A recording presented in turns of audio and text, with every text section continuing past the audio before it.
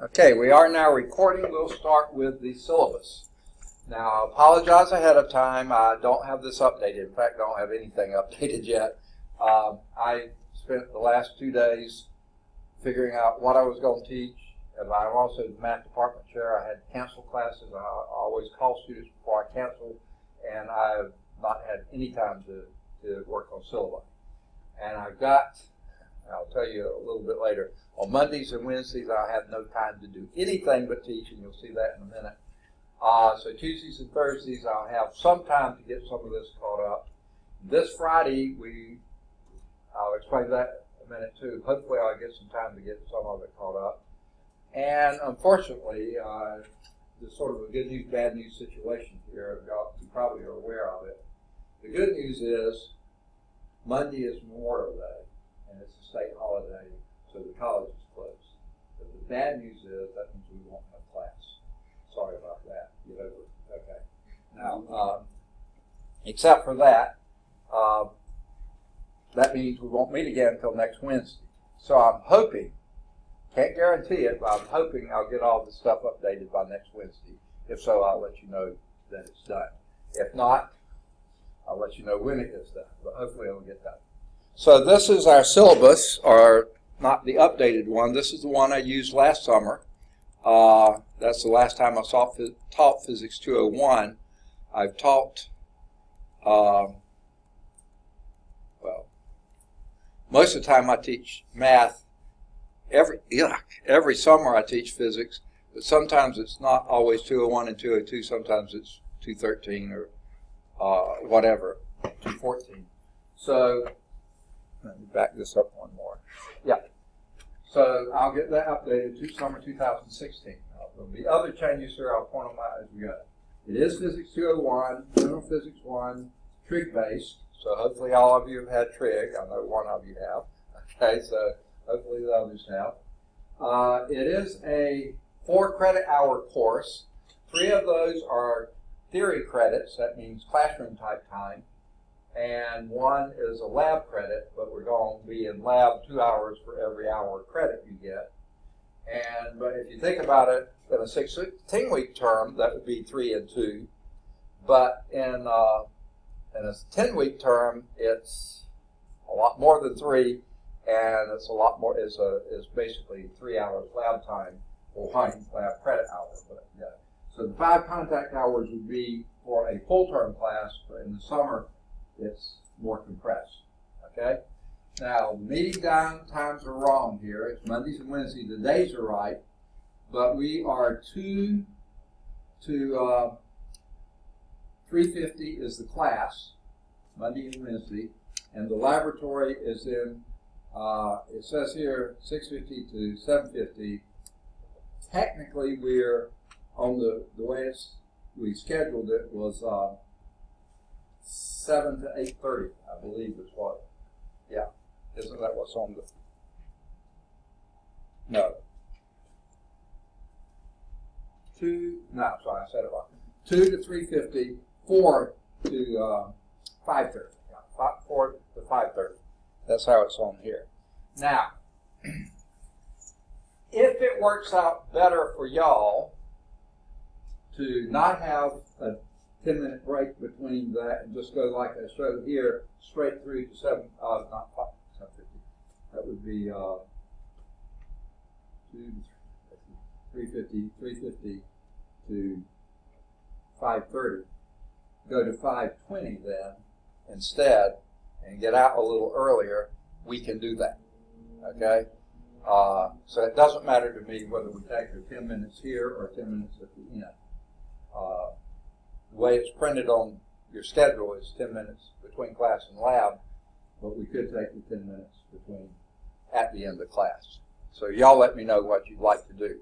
Today we aren't really having a lab per se, so I count the lab what we're going to do first. Things like the syllabus and the research paper and the safety and all that kind of stuff. That's sort of going to occupy lab time, and then we'll have the class time after we finish this. So today is sort of flip-flopped a little bit. And frankly, that's how I'm going to do all term.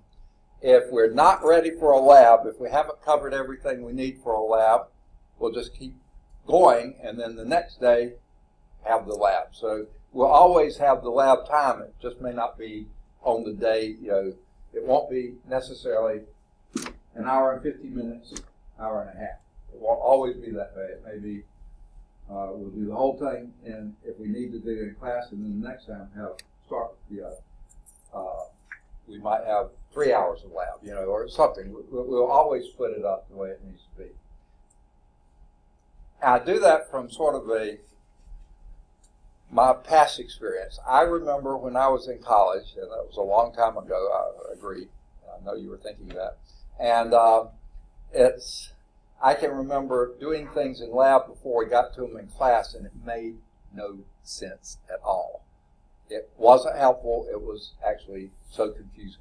Then later we do it in class, I said, oh, now that's what they're talking about in lab. It just didn't make any sense. So I'd rather cover the material we're going to do lab on, then do the lab, then go, okay. Now, but here's another thing that I like to do, okay? I like always to hold the lab the last either hour and a half or 3 hours if we're doing a long run. I don't think we'll ever do a 3 hour. It could be up to a 2 hour lab. But if we do a lab, I always like to have that at the end, so therefore if you finish, you can leave. Rather than having the lab first and having one team finish, another team taking longer, everybody else sitting around, and then we come in and do class, and then, I'd rather, if you have free time, to be able to take off and go if you want to. Is that okay? So even if we may be doing a lab on the chapter we already finished, but we'll have the lecture first and then lab at the end, just like always. So whether we do longer or shorter, we'll always have the lab, the last part. And I'll let you know what our breakout is going to be. This part you should know, Bessemer campus, you're here. Building A, you're here. Room 255, you're here. The laboratory, we're going to either have it in this room or just down the hall here. The first door on the right going down the hall here is 253. Or some labs, especially if there's no class in there, we'll go down this half flight of stairs, and this is where I'll go back here and point it out for you on the map. Not yet, though. Okay. Can I get your name, please? Okay, got it. I remember seeing you. Okay. And you go by Darius? Okay. All right. And? Can I get your name, please? Second? Allison Sharp. Okay. Got it. And you go by Allison? Okay. Fantastic. Okay. Has anyone else come in while I was up here talking? I didn't see you come in. Okay. Good deal. Nice size class. Okay. My biggest class of the term, and last summer it was too. So. Okay. I was just talking about this. The lab sometime, I was going to go back here. Here we are in the corner classroom, not office, right here. And 253 is just go down this long hallway here, just the first one on the left. It's this lab here. We'll do some of the labs in there. These are really biology labs, but if there's no biology in there, we'll do it. Some of them, however, will go down this half flight of stairs, out the door, take a left, go down this half flight of stairs here, and the first door on the left, which is about midway down the hall, is 259. And we sometimes will do our labs in there. Again, if there's no class in there, that's used as a classroom and a lab. As long as there's no class in there, some of the equipment is heavy, and I prefer to go down and do it there rather than having to lug it up here and lug it back. So anyway, so that's why several rooms are listed.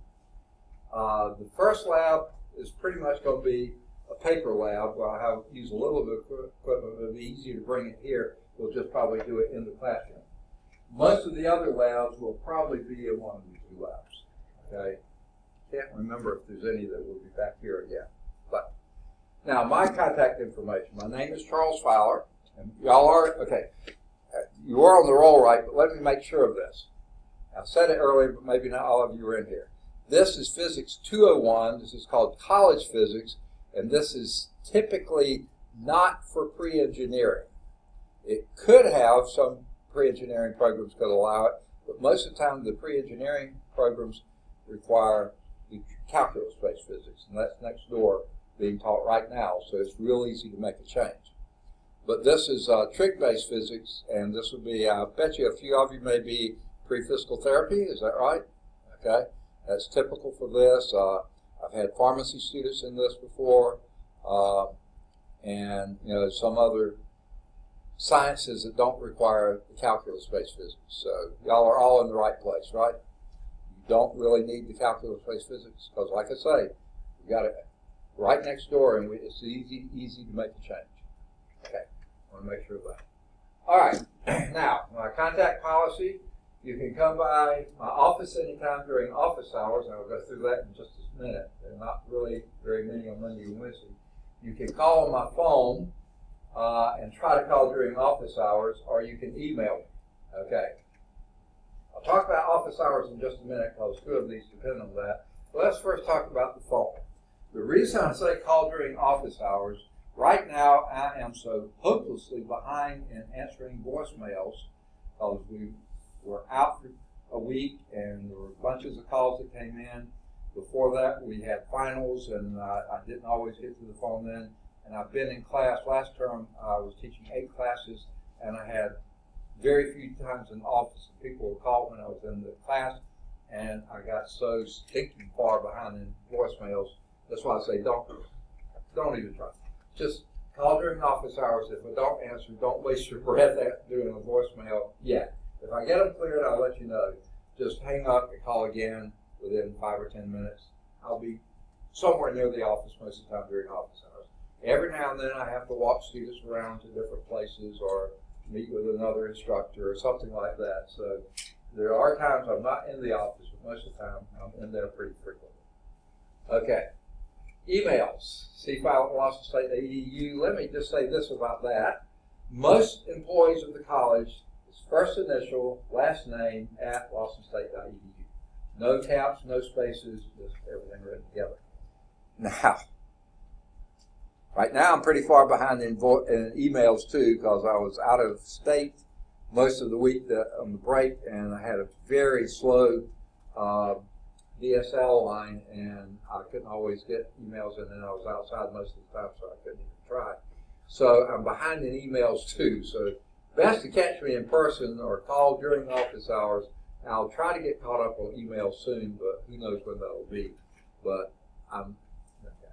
I'll leave it like that. Now let's talk about office hours. Again, this was last summer. It's not this summer. So let me tell you what my schedule is now in my office hours. This term, I'm coming usually by 7:45 most mornings, Monday, Wednesday for sure. But this term, last term I had to give away because someone else needed it. Cal 1 class, so I lost that one, so I had long office hours here. This term, I did get to give it away, so I'm teaching Calculus 1 from 8 to 10:40, okay? Then I have just the smallest amount of office hours between 10:40 and 11. In other words, 20 minutes, and that's when I'm supposed to eat half of my lunch, okay? I didn't get to today, and who knows when I will. So anyway, that's going to be, so my office hours 7:45 to 8 and 10:40 to 11. Then I have a Cal 2 class that's 11 to 1:40, okay? So I have another very short break, 20-minute break from 1:40 until 2 o'clock when this class starts, okay? That's all. So when I'm supposed to eat the other half of my lunch, today, both of those half of lunches turned out to be single granola bars. So that's, if I pass out from hunger, that's why. Okay. And then, so that 20 minutes is from 1:40 to 2. Then I got this class from 2 to 3:50. The lab right now is listed as 4 to 5:30. My next physics class starts at 5:30 and goes till 7:20. And then the lab from that is 7:20 until 8:50. Let's see if that's how it's listed. I don't remember. It's listed 7:30 to 9.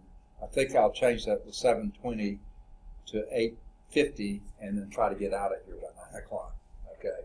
So basically, from 8 o'clock in the morning until 9 o'clock in the evening on Monday and Wednesday, I have 2 20-minute breaks. That's all. That's all my office hours on Mondays and Wednesdays. So catch me before class. That's the best time, or immediately after class, even though I have another class starting right then. But if we do move the time to more like this and make this, again, I have to go back, 2 to 3:50, then 3:50 to 4:20. No, 5:20. Yeah. Then I have 10 minutes in between that before my next class starts. So whichever, either 10 minutes between class and lab or 10 minutes between lab and the next class. One or the other, but not both. So I have another 10-minute period there. And then at the end of the day, 10 or 15 minutes later, I'm out. So nothing much. So that doesn't look promising, but you can't catch me right before class or right after class. I'll get all this adjusted and correct. Now Tuesday and Thursday, last summer it was rather odd, and part of the reason was that I left earlier on Thursday than I did on Tuesday. Same thing's going to happen this time, but these hours are different. So here's what they are for this time. I've got a class at 8 o'clock, so I'll be in the office at 7:45, both Tuesday and Thursday. And I've got class starting at 8, so I'll be in class from 8 till 9:50. And then I have office hours basically from 10 till 12, both Tuesday and Thursday, 10 till 12. And then that's a physical science class, and that basically goes 12 to 1:50, and then 2 to 3:30. So after 3:30, I'll have office hours again. I don't know how long they're going to go because, as you just heard, I have 14.5-hour days on Mondays and Wednesdays. And I'm supposed to have a 40-hour work week. So it's going to be pretty crowded. I mean, pretty short hours on one of those days, and maybe both of them. I'll get it figured out and out there. But right now, after 3:30, I'm free on Tuesday and Thursday. I just don't know how long after 3:30. These are all on the Bessemer campus. My office is in 265. Now let me show you where that is. Here is the classroom we're in now. Go out, take a left, go down the half flight of stairs, go almost to the end of the hall. Don't bump into the wall. Before you get to the wall, there's an exit, a stairwell there. There is a mechanical room right next to that. In between the mechanical room and the exit and stairwell is my office right there, 265. So that's where you can catch me when I'm in office, which is mostly on Tuesdays and Thursdays between 10 and 12 and after 3:30. That's here on this campus, A building, all that. Now, there is a Friday listed here, but Friday is rather strange in the summer. Beginning a few years ago when there was energy prices were way, way high. I don't know if y'all remember that, but it was several years ago. It was costing the college. Usually in the summer we have very few weekend classes that made very few Friday classes, and it just was costing the college a lot of money to cool these old buildings, try to keep them comfortable, the whole building, for just a few classes. So what they decided to do was go to a 4-day work week, so 4 10-hour days. So that's what we're doing now, though, of course, instructors have various lengths of days depending on when their classes are. But the administration is 4 10-hour days, Monday through Thursday. However, that only is for the months of June and July. So since this Friday is in May, and I don't know, is next Friday in May or not, or is that in June? I don't remember. But we may or may not be on campus that next Friday. And then in August, right at the end of the term, I think it may be finals week then, we're back in the office on Friday again. So for the few Fridays we're on campus, I'll be on the Birmingham campus between 7:45 and 11:45. And I'm just guessing that probably only 2 or 3 of you in here have been to the Birmingham campus. Am I right? Any of you? Oh, you have been? Okay, on the Birmingham campus, it's the academic building. That's also called B Hall, the B building, and it's down at one end, the end toward the gym and the tennis courts and baseball fields. The very end there is B122. Ask anyone there where Dr. Pruitt's office is. He has a suite. I'm in the copy room, that suite of offices. Okay, so that's where I am this Friday, and if next Friday's in May, I'll be there then, and the first Friday in June, I'll be there. Okay.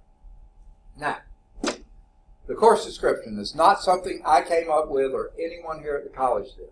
This was a committee from all the two-year college systems, folks, and the four-year State of Alabama public four-year colleges and universities. And they got together and agreed that if we taught this, they would give you credit for it.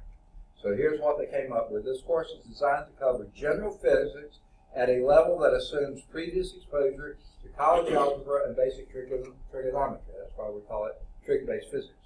Specific topics include, now I don't see many books. Does anyone have a book yet? If you do, okay.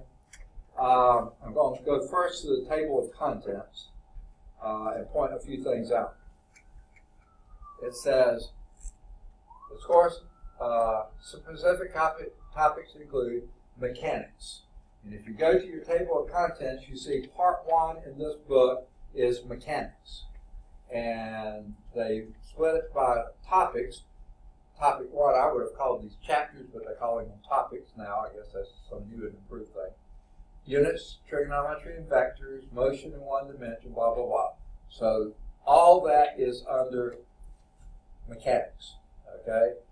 1, 2, 3, 4, 5, 6, 7. Now, I'm not going to say we're going to do 7. We start running out of time before we run out of term, caught material. So what we may do is skip 7 and 8. But the next thing it says, properties of matter and energy.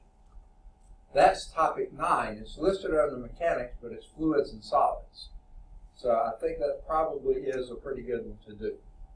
Okay? Because they do say that, properties of matter and energy. Topic 5 is energy, so we get both of those. Then part 2 is thermodynamics. Okay? Thermodynamics here is topic or chapter 10, 11, and 12. Well, I'm not sure we're going to have time to do all of those. So by this time we're getting near the end of the term, we'll determine how many of those chapters we're going to do. We'll do at least one chapter in part 2, thermodynamics. Okay?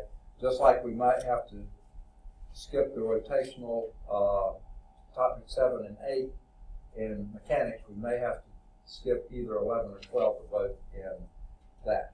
Then the third part here listed is periodic motion. Periodic motion is basically vibrations and waves.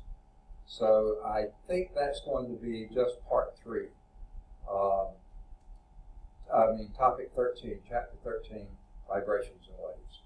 I don't think we're going to have time to do sound. I wish we did. That'd be a fun topic, but I don't think we're going to be able to cram 14 chapters into 10 weeks. So we're going to have to cut some, and we'll determine that as we go along.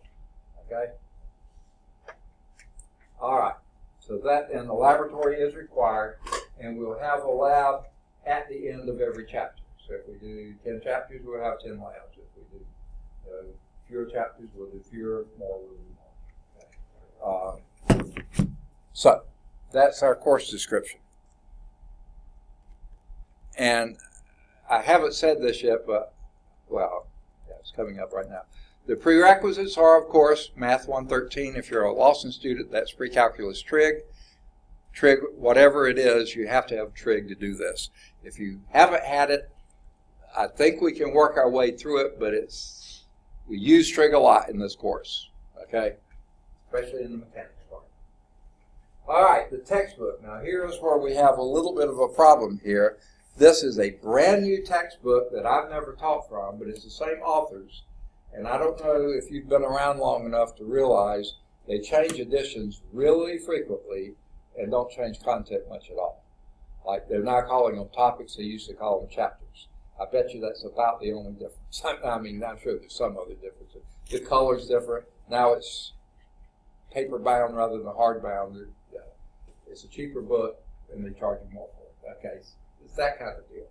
So this isn't correct. I've got to get this corrected, but it is Surway, Raymond A. Surway, and Chris Buell. College Physics. This says 10th edition. We are now in the 11th edition, so I'll get that changed. It is a Cengage Learning book, also called Thompson sometimes, but it's called Cengage Learning here. Okay. Update the copyright date. I mean, that last one was in there for 2 years, and that's all. That is a rip. Because basically, this is my little bias here, so a little soapbox I get on. The publishers do new editions as frequently as they can. I didn't know they did it every 2 years, but sometimes it's 3 or 4. The reason is they only make money when they sell new books. When a book has been around a little while and there's a lot of used books out there, they don't make money on that. Whoever the used book company is, our bookstore or whoever, they make the money then. So they come up with new editions with hardly any changes. So hopefully I won't be surprised at anything here. I think everything's pretty much like it was. This is the first time I've used this book, but I don't anticipate many changes. So students are expected to bring a textbook to class. Now, let me get a quick show of hands. How many of you are transient students? I'm guessing almost all of you. Well, you still are counted wise, even though you're a loss of students. Okay, very few loss of students. If y'all are going to be taking physics at your home school and you're not using this book, I wouldn't say that you would have to buy the book. You can get an ebook, I'm pretty sure, or you can rent the book. Or if you already have the book you're going to use for 202, unless you're going to come here next summer and take 202 if your school doesn't use this book, and we welcome you to do that. But if you are going to be taking 202 or whatever the equivalent is back on your home campus and you want to buy that book, I can almost guarantee you the table of contents is going to be very little change from this one. And I'll help you see which chapters. Oh, this is chapter 4 rather than 5, or they split this chapter, or they combine these 2 chapters. The material, the physics is almost identical. They may put it in different orders, but it's going to be the same. So I would say either use the book that your homeschool uses, use it, get an ebook, rent the book, or if you are going to be here for the next one, or if your school uses the same book, then go on and buy the book. Our bookstore would love it. Okay. Enough of that. Okay. But you don't have to have this one, but bring a book to class once you get a book, ebook or whatever, because I do teach from the book, and you need something to follow along, and something gets confusing if you're using a different book. Ask me, I'll sort of try to straighten it out.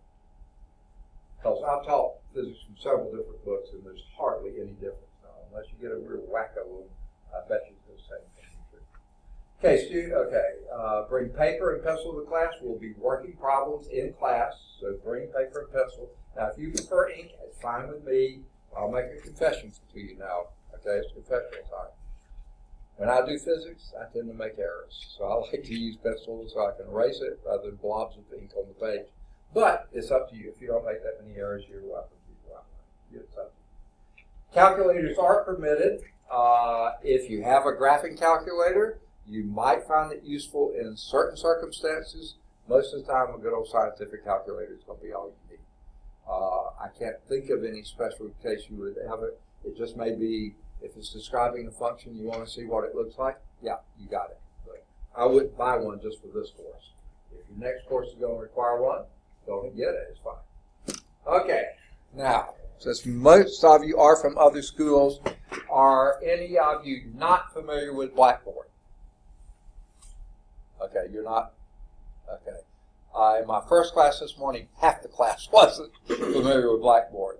Second class, all but 1 or 2 weren't, and this one, it looks like all but 1 or 2 were familiar with it. So, do you even know how to get on? No. Okay. Do you know, okay, let me start with this question. Do you know your Lawson State email? I think so. Okay. You know, it starts with your first initial, your last name, and 4 digits. Okay? Those 4 digits are the last 4 digits of your student ID. You got your Lawson State student ID now, right? Yeah. Okay. So that's where that comes from. That part of your email address, that first part before the @ that is your login for Blackboard. Okay? The password for Blackboard, and I think initially for email too, if you haven't done Lawson's email before, is your 6-digit date of birth. First 2 digits are the month, right? Next 2 date, and next 2 year. Y'all are from Lawson, that's right, correct? Okay, good. Are you a Lawson student? Oh, okay, you just know, okay. I just been second semester treatment. Oh, I see, okay. So that's your password. That'll be your first password in email, and they'll probably ask you to change it after you log in. But that will continue to be your password in Blackboard unless you choose to change it.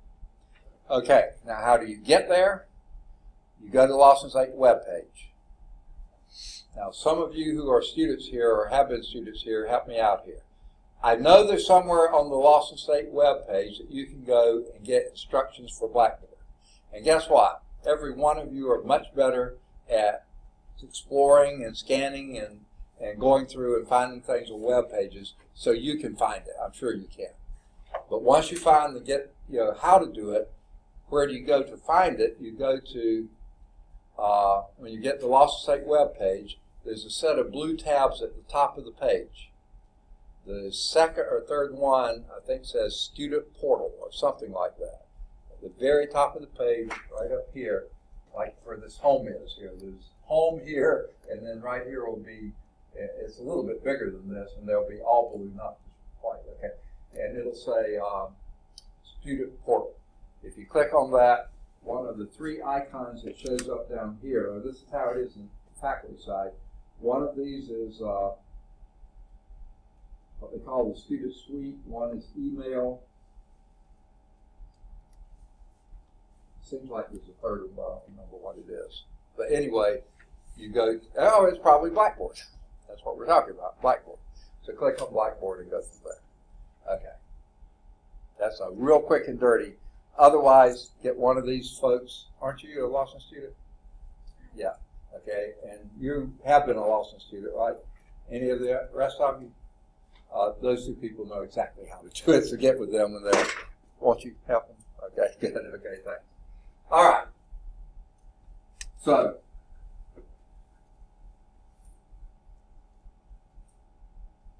there are people here at the college who think Blackboard does most of the teaching, okay?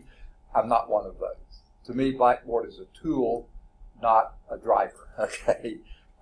So I'm the driver. So I'm really I'm not against Blackboard, but they put this sentence, this paragraph in, and they say we cannot touch this paragraph. This is fixed in stone. And to me, it comes close to being ridiculous. I'm sorry. All Lawson State Community College students must be trained in Blackboard and use Blackboard daily to gain access to vital course information, such as the syllabus. You will read the syllabus every day, won't you? Sundays and Saturdays included. Every day you're going to, no, I'm just kidding, making fun of, okay? It will be there. It's not there yet, but it will be there. Handouts. Now, most of the time, if I have a handout, I'm going to hand it out to you. I don't usually put them on Blackboard, okay? But other instructors, if you take other courses, they may live by Blackboard, okay? PowerPoint shows. Now, I certainly will put them here. Now, here's a little problem I've got now, and it's not a major one, but I don't know when I'm going to rectify it. What I've got in my computer now is the DVD that we used for an earlier edition. And I don't know for sure if that's going to be identical to what we have here. My guess is not going to be enough change to worry about, so I may load those up. But if I find out there are major differences, they don't do DVDs anymore. You have to go online and go to one of their websites, and you have to get permission, and you got to go through all sorts of hoops to get there. I haven't done that yet, but I will do it if I need to. But I will then put the PowerPoint shows on Blackboard. Now, let's go back to Blackboard for a minute. When you do get to Blackboard itself, there is an upper left corner of the home page. Get into this course, okay, this course on Blackboard. Upper left corner of the home page, you'll see a bunch of blue tabs, or at least on the instructor side they're blue. The second or third one down is one called Content, okay? That's where I'm going to put just about all the information that I put out there is under Content, okay? When I finish updating the syllabus, get it updated for this year, and put my correct office hours, all that kind of stuff in here, new edition for the book, all that kind of stuff, then I will put the syllabus there under Content. Next thing we're going to do today is go over the research paper instructions. I'll put those there under Content. I'll show you a sample of a locator card. It won't be up to date because it's from last summer, it's not this summer. But I'll show you what it looks like and explain to you what it will when I make the changes to it. I'll put that under Content. Then I'll put all of the PowerPoints for each chapter or topic that we cover, either from the CD or DVD or from the website, whichever I find out I need to use. And once I get those, they will each be on there, okay? But those will be in what I call static form, okay? So that's where your PowerPoints will be in Content. Now, time out and let me go through a couple of other things. If I have found or been given websites that students have found useful, I'll put those under Content. I can't think right now if there's any in Physics 201 that I have found or either students that say, hey, this is great. If I find any, I'll put them there, okay? But then the last thing in there, or somewhere in there, I'll put the link to the YouTube playlist that these things will be under. I don't have that now, but I'll have it. I'll put it out there. Hopefully tomorrow sometime. I know I won't have time to do it today, and if not tomorrow, hopefully Friday. If not Friday, maybe sometime over the weekend, and if not there, I have some time on Tuesday as well. So hopefully I'll have it done by next Wednesday. Oh, y'all do know that, don't you? Good news, bad news situation. The good news is Monday is Memorial Day. It's a state holiday. The college is closed. But the bad news is we won't have class. Sorry about that. Get over it. Okay? So Monday's a holiday. So we won't meet again until next Wednesday. Okay. So PowerPoint will be there under Content in static form. But because I use PowerPoint in teaching, when you go to the YouTube link and pick on the class, you'll see the PowerPoints there.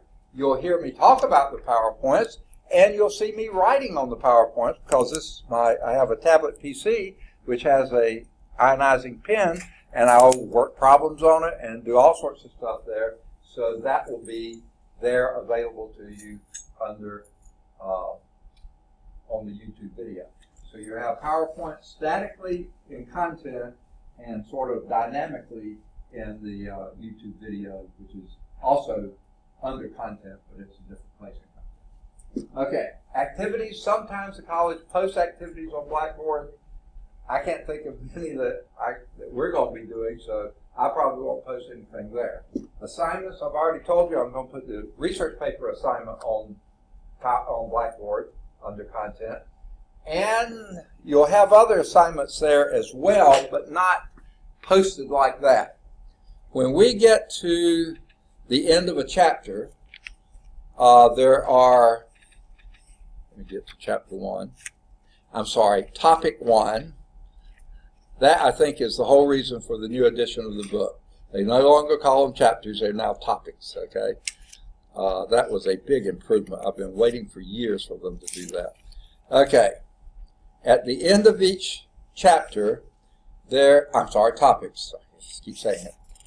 There are several things. Number one, a summary, which is pretty good to do.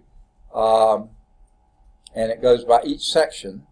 And then there's some conceptual questions, which are probably good, and I'll talk about those a little bit too. But then there are problems, okay? And the problems, I'll have to wait till some of you have a book for me to find out for sure. No, it looks like the odd number problems have the answers in the back. So I will suggest to you odd number problems in each group in each section that they have that would be good for you to review or practice on or something before you do the test. Okay? So that will be all verbally on, it'll be in Blackboard in the YouTube video, but it won't be me typing out, this is your assignment, this is your assignment, this is your assignment. You have to listen to the YouTube video to get it if you weren't here. Or if you were here and you forgot what it was, go to YouTube and pick it up. Okay. Announcements. I can't think of any announcements that I'll be making in this class. Sometimes the school posts announcements. If so, pay attention to those. The only thing is if something really major comes up, oh boy, I do remember one from. Yeah. The college is participating in a National Science Foundation program, and when they made the announcement on it, I said I would like to participate and go to the one that's meeting Friday and Saturday at Spelman College in Atlanta. I said if we have a group going, I'd like to go to that. Well, the vice president, secretary, and then later I talked with him in person or on the phone. They called back and said, well, I actually talked with him.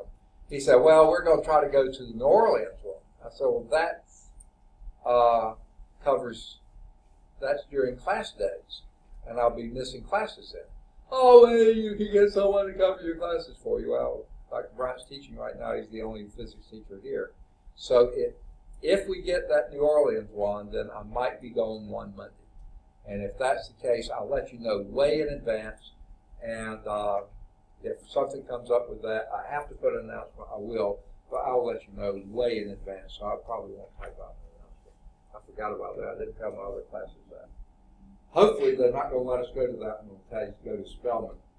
That's a Friday and Saturday, and it won't interfere with any classes. And the administrators worry about weekends. Faculty members worry about missing classes. So that's just never mind. I didn't say that. Okay. Grades. As soon as you turn in materials, I will try to get them graded. Not that day. On Mondays and Wednesdays, I have no time to do any grading at all.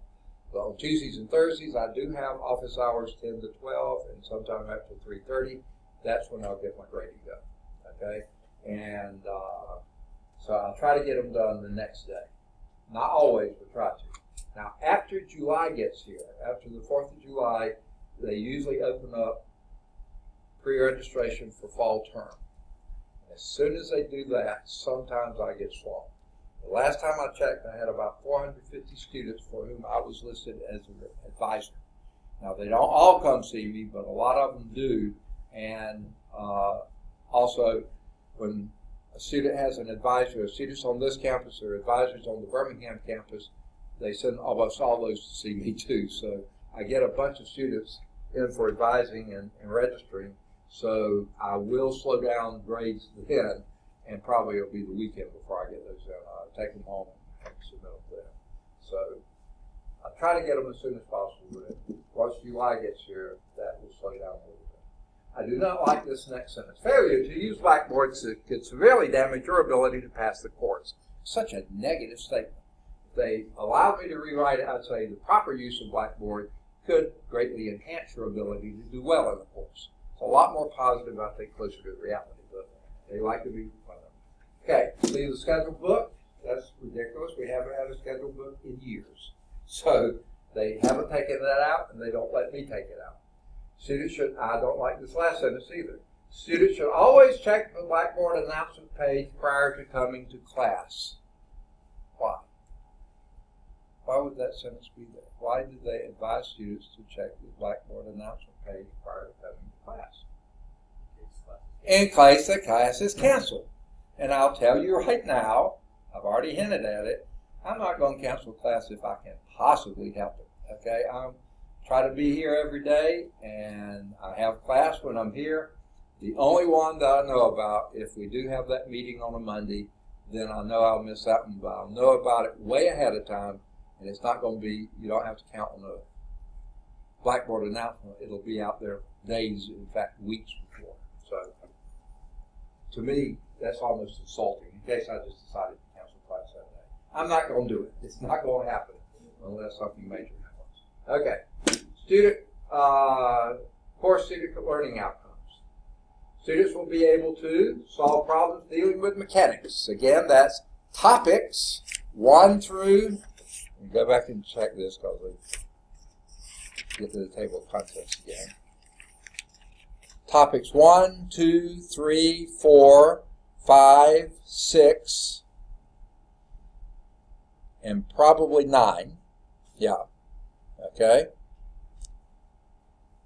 Probably 10. Could do 11 or 12, but I don't know. We'll see how close to the end of the term. And 13. If we have time left, we may do 14. So those are the ones, the major ones I think we'll be trying to hit. Okay? Oh, wait, I'm sorry. The mechanics ones are just 1, 2, 3, 4, 5, 6, 5 and 6. Okay? Topics dealing with properties of matter, and I'm sorry. 1, 2, 3, let's go through 4. And then dealing with matter and energy, that would be 5, 6, and 9. Okay? Problems dealing with thermodynamics, that will be topic 10. And dealing with vibrations and waves, that will be topic 13. Number 5, student learning outcome will be work together in groups to solve laboratory assignments. Again, this is where my handouts come into play. Some of these will be handouts that I've developed. Most of them will be, I think. A few of them may be ones that I pull out of other sources if I find that they're better than the ones I've done. So that will be you work together. Now, I'm trying to think. This is a big class, and there's a few of the setups. We only have enough material for 3 setups each. Okay? So then you'll be in pretty big groups, because, 20 people divided by 3, at least 6 people per group. That's a little unwieldy, but you'll be doing that. Others, at times, will have bigger, I'll have setups enough for more setups, so therefore you'll be, I don't think it'll ever be fewer than 3 in a group, but you will be working together in groups. There may be some of these labs, I have to go back and review them, that will work as a whole class together. That'll be a big group, but most of the time you'll be in 3, 4, 5 subgroups, 6 groups. Then you'll also research and report on a topic or application in physics, and that's your research paper. The competencies here, let's see, I've got to change chapters to topics. I see that's a big one. So what are the laboratory assignments and tests on chapters? Topics 1, 2, 3, 4, and 6. Yeah, okay, so I included 6 under mechanics. And then 5 and 9, see, nothing's changed except changing from chapter to topic. Okay, 5 and 9 will be the second part. And then I said 10 and 11 before. I'm going to back off of that. No, we really need to do 10 and 11. We'll try to do both of those. And then chapter 13 will be vibrations and waves. Topic 13. See, nothing's changed except changing topics to chapters. We'll see when we get to content, but that's what it looks like to me. You also have a research application paper, and you'll have a final exam. Now, let's talk about the final for a minute.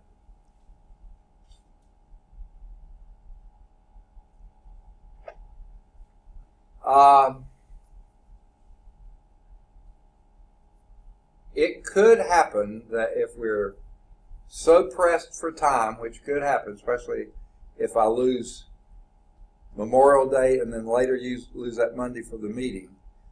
Well, I'll try to make that one up and record the class on a Tuesday or Thursday, and if any of you can come, come for that. But I have 4 classes big classes, long classes on Mondays. So that means 4 Tuesdays or Thursdays I'll be occupied recording classes for those one day of class I miss on a Monday. But I will do that because that's something I'll try to do. I'll let you know when to do. We'll find a time, and as many people as can come, we'll try to do that. But anyway, since we are going to already lose at least half a week, which is next Monday, so it's a 9.5-week term rather than a 10-week term, the final exam may be your last chapter test. Okay, so it may not be a comprehensive final. It may just be the last chapter test. So we'll see. But generally in physics, things build on each other, so it'll be using stuff from earlier chapters too. Maybe not every one of them, something from that. So we'll determine that when we get closer. I think I probably did a comprehensive. I've got to go back and review, like it's been last summer since I did this. Evaluation and assessment. The following list is a breakdown of how each student will be evaluated. A research paper is required. That's not optional. It is required. It will count as a test that cannot be dropped. Okay? Then you'll have a chapter test at the end of each chapter, and I don't remember how many that added up to do. Let's just say 8 or 9 or something like that. So the lowest one of those may be dropped if that improves your average. Okay? There will be at least one laboratory assignment for each chapter. Topic covered. And I'll have to change that to topic test. Okay. And the lowest lab assignment grade may also be dropped. It says may, not will. If it helps your average, I'll drop it. The laboratory grade will be averaged from the remaining laboratory assignments, and the laboratory grade will count as 25% of the final grade. Now, where does that come from? Well, if you think back, 3 theory hours, 1 lab hour. A quarter of the hours for the course are labs, so a quarter of your grade is going to be lab. That's where I got the 25. And here's what else I do. I grade each lab based on 25 points. So therefore, at the end, I average them together. That's 25. Now, I do the test based on 100, but then I take 75% of that average, add it to your lab average, and that gives me 5. Great. So it's pretty easy to do. And that's what it says here.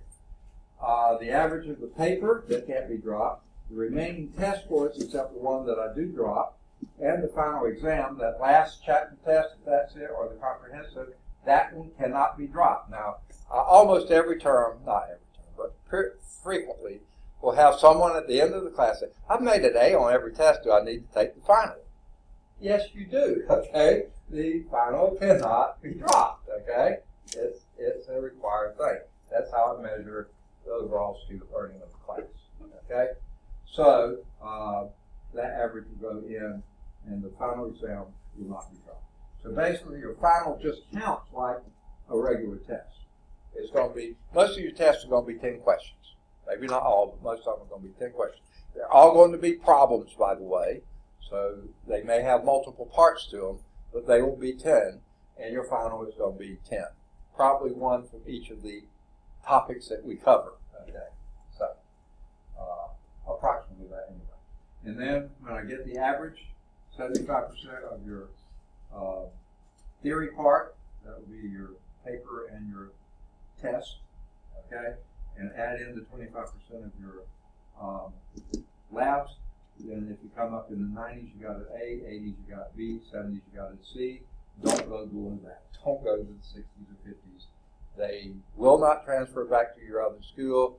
You cannot use them as a completion here at Lawson. So stay out of there. Okay? And if you do the work, you won't have a problem.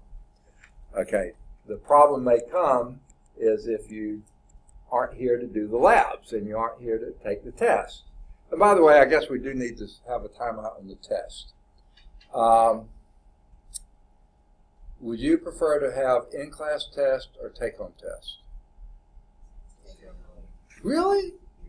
Wow, that really frees me up. Yeah, okay. I'm so surprised that you would choose to take it. No, I'm just kidding. No, it's almost necessary.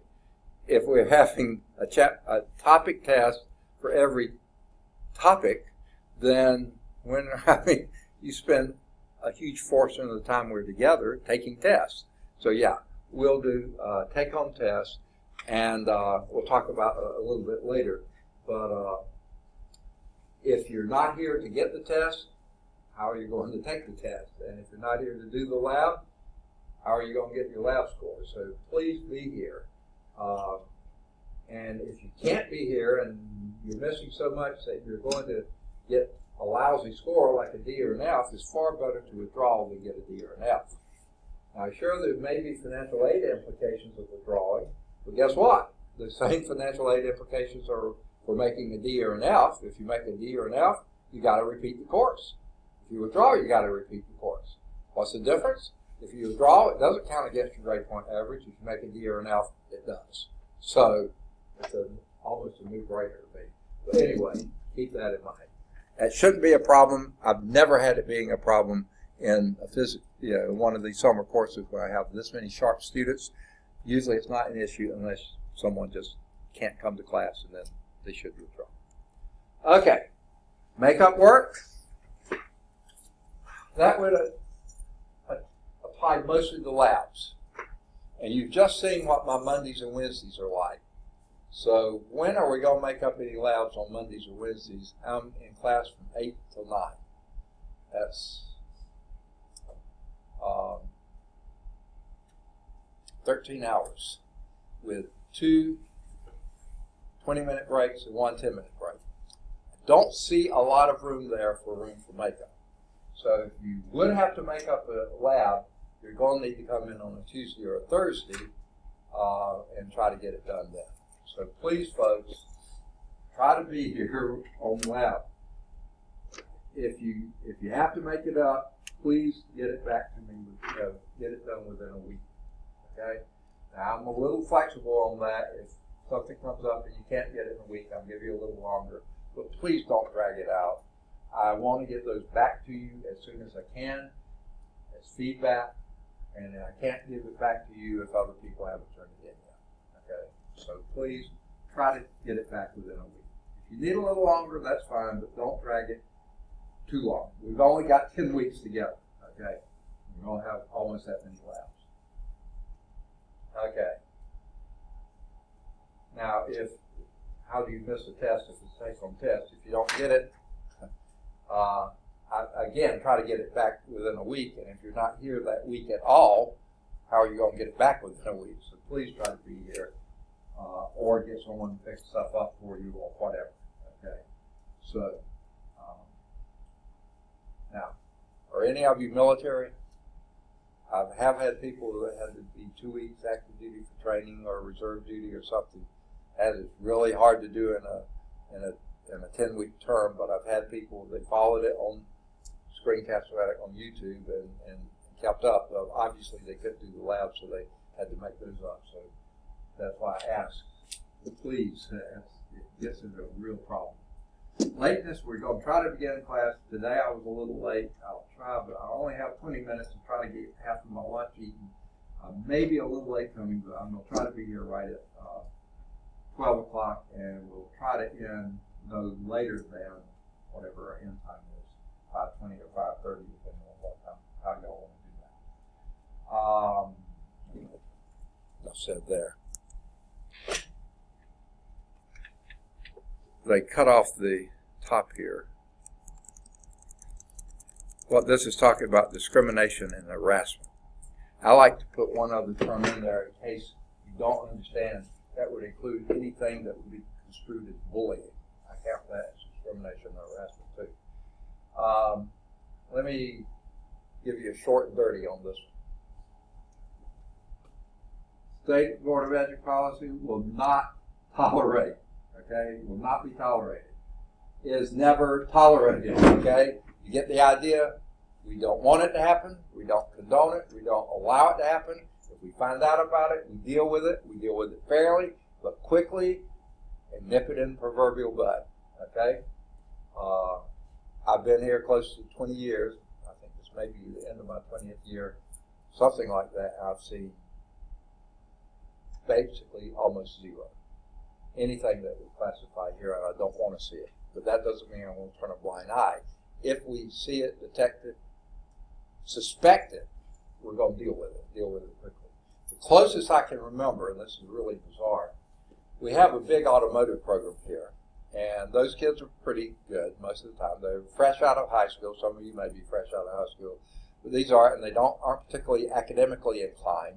But they do sometimes get kids in the program that their dads are making them go to college, and they don't really want to go to college, but the only thing they would consider would be something like, oh, I want to work on automobiles. Okay, get that, but they're really not interested in doing at a college level. And sometimes you get some real immature people in there.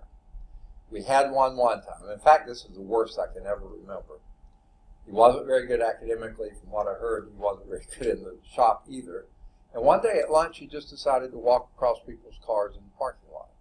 It wasn't necessarily discriminating. He was indiscriminate about it, just walking across anyone's car that was parked there. When he was seen and detected, he was yanked, sent to the dean's office, was there. I'm sure he got a fair hearing, but it was pretty short. He was off campus. We've never seen him again. I mean, out of here, okay? That's basically what we mean by this. And here's what I like to ask of you. A lot of times, students will not let me see something that you might see. So if you see or even suspect or think that there's something like this going on, any kind of bullying, discrimination, harassment, please let us know. Because we want to deal with it. We don't want it happening here on this campus. And like I say, so far, I don't think I've seen it happen, okay, that I can even remember. So we want to keep it that way. Not that we're going to turn a blind eye. We want it not to be here. Now, American with Disabilities Act. I've got to update this because they did do a change in spring term that is not on this one because this was last summer. Basically, if you haven't noticed this already, I'm hard of hearing. I'm old and decrepit. Okay, so I have to ask you to repeat things, and I talk too loud and that kind of stuff. It's all because I don't hear well. So I'm pretty sensitive to disabilities. Mine's not really a serious disability, but I am sensitive to this. I've got to change. I see something else in here too. So if you have any type of disability, it doesn't have to be physical like hearing. It could be the reading thing, the dyslexia, or those AD, all those letters that I can't ever keep straight. Any of those kind of things. If you have it, please bring your documentation and see Dr. Renee Herndon on this campus. She's in charge of counseling on both campuses, and she's an expert on this. Now, the person on the Birmingham campus is no longer Miss Suggs. It's now Miss McCoy something or another. I can't think of her last name now. But she's on the Birmingham campus. I'll get that updated for this time. And they will deal with it. They will review all the documentation. They'll get word to us as instructors. We will do whatever it takes to help you learn. That's why we're here. Not to give you grades, but to help you learn. So if you need some type of accommodation, we'll do whatever it takes. Okay? Any question? And guess what? If you have a grievance against us that you don't think you've been given a fair shake, we'll help you write us up. You know, I mean, we'll give you all the information, where to go, how to do it. We want you to have a fair shake. We really do. Course calendar, you can look this up on the Lawson State webpage. It's under academic calendar. It lists everything that's going on this summer as far as due dates and things like that. End of term, various things like that. The last thing here, and this, you can't do it yet because it's not out there, but once I get the syllabus updated, everything corrected, I'll let you know, and then you can go to this, and it'll be on Blackboard. Pull this up, type your name, type the date, and email it to me. If you don't like to email it, you can print it off, sign your name, and print your name, and print the date, and give it to me. Whichever you prefer, let me know that you've reviewed the syllabus, you've had a chance to ask questions, anything you didn't understand. Right now, any questions about the syllabus that you can think of? Sorry, this is taking way too long. Okay? None? Okay. All right. I think we're through with that. Let's go to... I I've lost something. Hate it. Okay. This is the research paper. Yuck. Research paper general instructions. I'll get there in a minute. Okay. You get to choose your topic. You can choose anything you want to write on, any topic within the scope of this course, anything dealing with mechanics, vibrations of waves, thermodynamics, heat, energy, and matter, anything. It can be a person that contributed to the physics, a theory that applies to some of that, a phenomenon that's displayed by any of this, an application. I really love the applications, something that you're interested in or in your major, and how you use physics in that. Anything such as that. Or any other such topic that you have an interest that relates to physics, especially mechanics, okay, or the things we cover here. Now, I even open it to this. Or it can be an internet application or demonstration which you find useful to the class. Now, it wasn't this class, it was the electricity and magnetism class. One year, I had a student write the paper on development of a Van de Graaff generator. No, you've probably seen one of those. It's this big silver ball, and it's running a belt through it and stuff, and it's creating static electricity, and someone puts their hand on it, and their hair stands up. Have you seen one of those? Okay. It was on one of these TV shows. I can't remember what the name of the show is. It's not one I've watched, but I've heard about it. That they test different things, and they tested and they built their own Van de Graaff generator. They ran into problems. They did this, that, and they explained it all. And this guy, or gal, I don't remember which it was, wrote their paper on that. And it was a good paper, good topic. I enjoyed watching the video as well. You know, so you can do it on an internet application or demonstration. It could be something demonstrating how to solve a certain type of problem.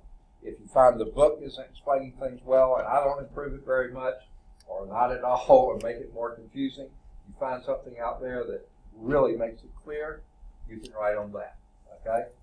Now you might say, how do I write on that? Well, what was it you found confusing in the first place? How did this help you? That could be a paragraph or so. If you looked at multiple sites and this was the best, how was it better than the other sites? That could be something. Or if you wish they had gone a step further and carried it further, what you would like to see them do, that would be a thing. And in no time at all, you have a page and a half right there. So you can write on that too. Now, what I'd like you to do either today or next week, and next week is just next Wednesday, write your name and the topic that you'd like to write on a piece of paper, okay? Now, you can do that today if you already know that, or you can review things over the weekend. You've got a long weekend, in fact, a week, and come back to that. Now, that's a big waste of a piece of paper, you might say. So if you want to write this has nothing to do with the paper topic. But if you want to write this other thing on the piece of paper, you can. And I'll give you the background first. Doesn't happen often, but it does occasionally happen that I get a panic phone call, or actually an administrator running up to the classroom or my office or something and saying, thus and so is in your class, we need to get in touch with them right away, and the number in the system, we can't get through. Do you have a better number for them? So, you don't have to give me this thing, but if you want to, if you have a very best phone number, even if you think you've already put it in the system, someone may have transposed 2 digits, and it's in there wrong, and that's why they can't get in touch with you. If you want to write it out for me when you write your name and that, you may. Now, if that phone number, I'm guessing, would probably be your cell number, wouldn't it? If there's a chance that cell phone could either the battery run out, it dies, gets run over by a car, you leave it at home, leave it at work, leave it somewhere you don't know where it is, you lose it, or the contract runs out, or anything could happen to it, and we can't get in touch with it, and maybe that's why they can't get in touch with it. If you want to leave your next best, most reliable number, like Mama's landline or something like that, you can do that. You don't have to. It's completely up to you. Or some of you may actually work some, I'm guessing many of you do, and the time when they might be trying to reach you, you might be at work and you can't use your cell phone, and Mama's line won't work for there. You want to give a work number. If you can take incoming calls there, you can give me your work number. Or you can give me none of them. Or all of them. I don't care. Or any one or two of them. I don't care. But if you want to give me one of those numbers, it'll be there. I'll know where to find it. If they come running to ask, I can find it real simple. So if you want me to do that, you can, but you don't have to. I do need your name and your topic. Because whoever turns in, pick a topic, Newton's laws of motion. Whoever turns that in first, you get to write on it. Someone else turn it in. No, wait, someone's already got that one. Pick another one, you know. So that's why I say get it to me sooner rather than later. Now, you'll need to find at least one, but two or more are better, outside sources for your paper. Now, this text is pretty good, and every now and then they'll have a little blurb at the side of the page, or maybe sometimes the better part of a page, on either a historical perspective, a person, an event, something like that. Really good stuff, but guess what? That can't be your source for your paper. Now, that can give you the idea of the topic. You have to go and find something outside the book. Okay? What can they be? Anything you find in the library. Book, journals, newspaper, magazines, any kind of articles you find there that are in the library. Or, and this is where I really hesitate, any legitimate source found on the internet. Now, I tell most of my classes that, I'm afraid that, I already forgot my name. Shakina has probably heard this once today, but I'll say it again. I was born in 1951. I'm really old. And I think the internet had not been created, maybe begun to be conceived by them, but not created by them. So during my lifetime, the internet has to be, in my mind, about the most incredible thing that's been developed during my lifetime. Okay? It is absolutely phenomenal. I mean, what you can do with it, two big problems with it, at least two, there may be more. One, I'd say at least, and probably way more than half of what's on the internet is total garbage. Okay? Number two, sometimes we can't tell which half. Okay? So be very careful when you're choosing something from the internet that it's a good, reliable source. If you have any doubt, you can run it by me. We'll sit down and look at it, and I'll say, hey, you know, I've never heard of this character, of this institution. I don't see that this is really well represented. I'd go with something else and say, oh, no, that looks fantastic. You know, the odds are anything you find will probably be pretty good. But the textbook for this class is not an outside source. So you may get an idea from here, but you have to get sources outside the book. A source or more. Your paper must be at least one word processed page of text, double space. Now this is single space, but here's what I mean by one. Well, word process meaning not handwritten, okay, and I'd rather not even type with word processed, okay, page of text. Now here's what I mean. Now you can use any format you choose. A lot of students will have some sort of header up here. That's fine. I don't care. They'll have a title somewhere down the page here, maybe triple space, and finally get the typing, okay, right about here. One page of text would be from here to the bottom of that page, and then on the second sheet of paper, coming down and going at least that far on the second sheet. That's a page of text. I had to start doing that because I had students that would make margins really big and have stuff here and there and have just a little bit written on a page and think that's a page of text. No, it's not. So I describe to you what it needs to be. Okay. Now this is single space. I want double space. I mean, that's not optional. I want it double space. Now, I do want 12 pitch or 12 point font, whatever you call it. Much smaller than that is harder to read, and much bigger than that, you're just taking up space. Okay, 26 pitch, you know, 4 words fill a page. That's not going to be a paper. Okay, so keep it standard. The font you use is completely up to you as long as I can read it. I don't read hieroglyphics or Greek or Old English or any of that. Make it something, of course you would. Most of the defaults are Times New Roman. This is Arial. That's fine. Courier. But there's a ton of great-looking fonts out there. Just make sure it's something I can read. Don't strain my eyes trying to figure out what's there. Try to keep the paper less than 2 pages, but that's not a requirement. I put that in there to keep you from thinking you have to write a dissertation. I'm not looking for that. This is not a huge thing. I just want you to get out of the book, into the real world, apply it to somewhere that you have an interest, and make the connections here, okay? So, if you write a really good paper and you get so excited about it, it goes 3 or 4 pages, I don't care. I'm not going to take off points for it being too long. If it's too short, you lose points for it being too short, but not for being too long. But, let me say this on top of that. I've had a few students, it doesn't happen often, but I've had it happen a couple of times, where I swear they think, well, I know this is a lousy paper, but if it's long enough, you'll be impressed. I'm not, okay? They substitute quantity for quality. I want quality. That's why I say shoot for 1 to 2 pages, you know? But if you do a great paper and it goes too long, look. Okay, here's how I grade it. You turn them in to me, it's a 100-point paper. I can hear you now, especially you're going to say, well, read it then. I want to take my 100 points. No, don't do that, okay? I'm going to read the paper, and if I run into problems, issues, about things that you're losing points, you're losing points. Now, if you turn into me a real sloppy paper, but try to make it real long to impress me with it, but it's still really sloppy, guess what? You're losing more and more and more and more points. So a long, lousy paper actually does you no good.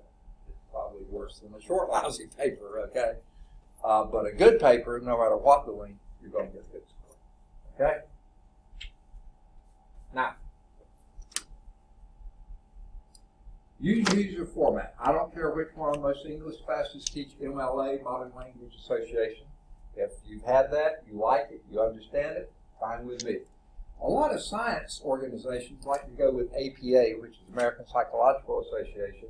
They came up with this great format many years ago, and everybody said, hey, I'm happy with this. I can't think of any way to improve it. Let's just use this. You don't have to use theirs. Fine, go with it. When I was in grad school, I took a research methods course, and the professor insisted we use CBE, Council of Biological Editors. So I had to use that. I don't care which format you use. I'm a member of several professional organizations. Seems like every one of them has their own format. So you can pick a format, any format, but stick to it. The main thing is be consistent. If you block your paragraphs, block all your paragraphs. I've had some people turn in papers, a few paragraphs are indented, some of them are blocked. I've actually had people change the font in the middle of a paragraph and suddenly start doing italics when there's no reason, or bold when there's no. They're just being sloppy and not paying attention. You're going to lose points if that's the case. Okay? Pick your format and stay with it.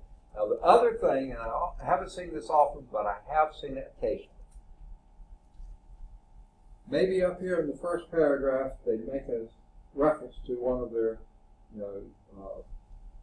citations. And they open parentheses and they put the last name of the author, comma, date of publication, close it off, and then I can go back and find that in the word cited. But then down here in a later paragraph, they reference a similar type thing, but a different one. But here they've opened parentheses and put title of the article, comma, page numbers. And if it's the same thing, now sure, if one of them's a book and one of them's a journal article, yeah, they have different citation techniques. But if it's the same thing, and they're doing, I know what, or at least I suspect I know what they've done. This source that they did up here used a certain format, and they cited it in that format. And this one down here used a different one, and they cited it using the format that one did. Well, that's not being consistent.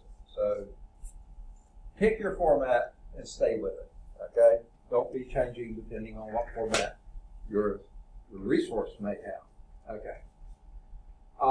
Spelling, grammar, sentence structure, all those kinds of things that you lose points on English paper, you'll still lose them here too, okay? But guess what? Every word processing package that I can think of has spell check on it, doesn't it? I think all of them have grammar check on them now, don't we? Use them, okay? Don't just think they're there for, use them. See, and Sometimes they're wrong. Sometimes I disagree with them, leave them the way it is. Sometimes it's a proper name and it's spelled correctly, but they think it's spelled wrong. Yeah, but use them at least to check. And also use good proofreading. Okay? When I think of this, I think of one of my favorite high school English teachers. She had us write research papers and things like this, and she gave us these instructions, and some of these terms will be almost hers directly. She said, do your paper, finish it in plenty of time, set it down, and she used this term, let it rest. Don't bother it for a few days, okay? Maybe over a weekend or something. And then pick it up and read it again, and she used the term, with fresh eyes, okay? And here's what she meant by this. Some people think proofreading is type, yeah, type, yeah, type. No. What you're doing then, you know what you're trying to say, you're doing it out, then if you read it, you're going to read what you want it to say, okay? Whether it's really saying that or not, because that's what you're intending. If you let it rest and pick it up new several days later and look at it and read it, you'll go along and say, what? Huh? And you'll realize that you left out a phrase or a word or just assume that the reader knew what you're talking about, and when you read it again, what was I talking about? You know, if you're saying that, I'm going to be saying that too. A good thing to do when you're proofing, let it rest a while and then pick it up and read it. If you haven't done this on an email you sent or a text that you sent somebody and read it later and went, oh my word, did I say that? Did I spell that way? You know, surely. I mean, I have so many times it's pathetic. So I bet you some of you have anyway. So, but not just those kinds of things. Content also matters. I've had an awful lot of papers on Isaac Newton. I like Isaac Newton. It's perfectly fine for you to write on Isaac Newton. But I've had so many papers I can almost remember the dates at times. I actually had a paper one time that had him either born or dying in the 1900s, but it was supposed to be the 1600s. You know, they just got the number wrong. You know, that's inconsistent. It's wrong. Okay, content also matters. In math classes, I've had papers written on, say, Pythagorean theorem or something like that, and they just got it wrong. I mean, I know what that is. That's not right, you know. And in physics, I've seen some of those too. I can't think of one right now. But so content also matters. So it's not just the spelling and the consistency, but it's also content. All right. The paper really isn't due until the last day of class. That's not the last day of the term. This is the last day of class before final exams begin. Okay? Please don't wait till then to turn it in. One reason I'm asking you to do the paper topic this week or next is so you'll get to thinking about it. Okay? I've told this by every class is too. I've been teaching here close to 20 years, and I didn't do this the first few years. So let's say I've been requiring these papers for 15 years. I've taught either 4 quarters or 3 semesters every year since I started. That's a lot of terms. And I've had anywhere from 3 to 8 classes per term. That's a lot of classes. And most of the classes aren't this big, but I'll say the average size is about 15 to 18. So that's a lot of papers.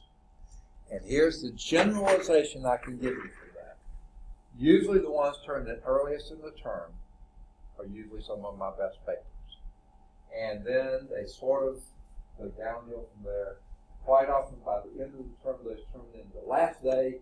I can almost guarantee you they went down 15 minutes before class started and tried to type it out quickly, didn't proof it, didn't spell check, it's obvious they didn't. And they've been some pretty lousy papers. Now, I've had some real dogs early, and I've had some great papers turned in late. Both things. But the general rule is it goes the other way. Okay? So please don't wait till the end. Okay? Believe it or not, you have more time now than you'll ever have later in the term. How many of you have papers due already? None. Tests due already? None. Labs due already? None. By next week you'll have, well, shortly you'll have some of all those, okay? So please don't wait till later. Get started now while you have time. And almost every term, I'll have at least one student come by and say, I'll never do this again. I said, do what again? Take my course? They said, no. I'll never wait till the end to do the paper. I didn't have time to really do it well. So please don't let that happen to you, okay? Start on it early, get it done, get it in. That's the stick, okay? Oh, and the other is, if you turn it in after that last day of class, during what's supposed to be finals week, you're losing points, okay? So please get it turned in by then. That's the stick, here's the carrot. Now this I've got to change.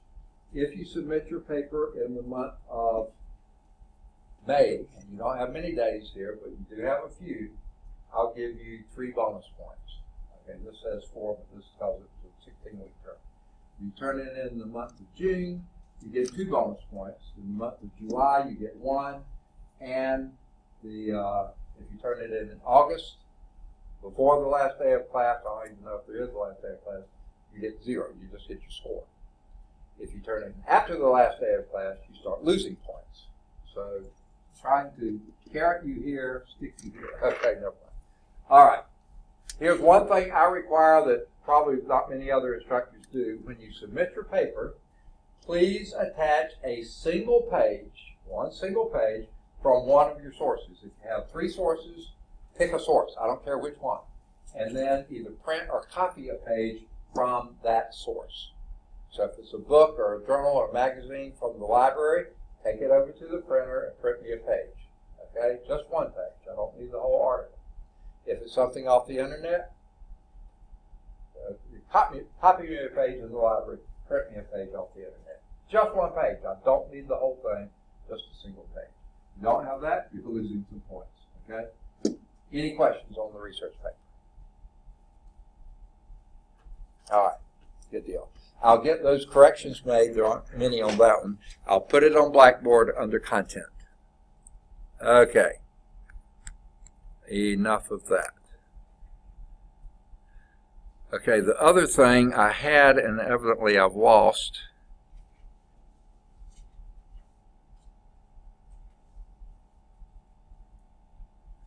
yuck. Well, I have to open it again.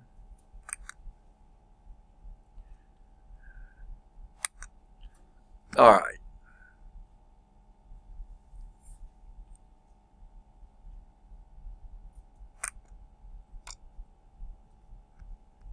Sorry, I had it open and I must have exited out rather than minimized it.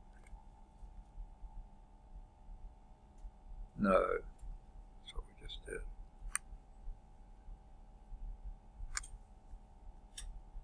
All right. Now this is not current. This is past, but it's illustrative of what I'll put on Blackboard. This is called my locator card, and it's a rather strange thing to call it. Obviously, this is up to date. This was last summer, but at least will indicate my name is the same, the phone number is the same, the email is the same, my department's the same. I'm actually in math department, but I teach physics and physical science also. All right, here is my schedule at a glance. Now, it's not up to date. I'll tell you what's up to date about it. Last summer, I didn't have to teach Cal 1 in the Monday, Wednesday morning because somebody else needed the class. I had more than enough classes, so I got rid of it, and that was fine with me. So, but this time, from 8 o'clock until 9:50, no, I'm sorry, 11:40, 10:40. From 8 o'clock until 10:40, I'm in Calculus 1, Monday and Wednesday. That's why there's no office hours there. The 20 minutes I have, I'm going to try to eat half of my lunch in that. I didn't get it done today, but I will. My 126 I did last summer. I'm doing again this summer. That's from 11 until 1:40. Okay? That's when I'll try to eat the other half of my lunch. Okay? From 2 o'clock, last summer it was 2:14. This summer it's 2:01. That's your class, and that goes out. This year they extended the labs hours that we needed. So last summer it went through 3:50, 2 to 3:50, and then the lab started at 4 and ended at 5. This time it starts at 4 and ends at 5:30. Okay, and then at 5:30, then my physics 202. I did 201 late last time, but 202 late this time. From 5:30 until 7:20, and then its lab goes from 7:20 until 8:50 or 9 o'clock, and then hopefully I'm out of here around 9 o'clock, 9 or 9:15. So the off-campus will be down here because they extended the lab time. Okay, so not much time, 2 20-minute and 1 10-minute somewhere in there, and that's all the office hours I have then. Now, Tuesdays and Thursdays, at least the first part of it is going to be the same. Last time my morning class didn't make, so I had office hours then. This time it really didn't make, but I'm having to teach it because we have a student who needs to graduate. So I'm teaching a very small class from 8 to 9:50, Tuesday and Thursday. But my second class, the linear algebra, didn't make this time, so that's when my office hours are, from basically 10 till 12 on Tuesday and Thursday. But last summer my physical science didn't make, but this summer it did, so I'm in physical science from 12 to 1:50, and then the lab from 2 to 3:30. So both days here will go till 2:30. Now, how much additional time I'll have at the end of these 2 days, that's what I don't know. Last time I got off later on, somewhere down here,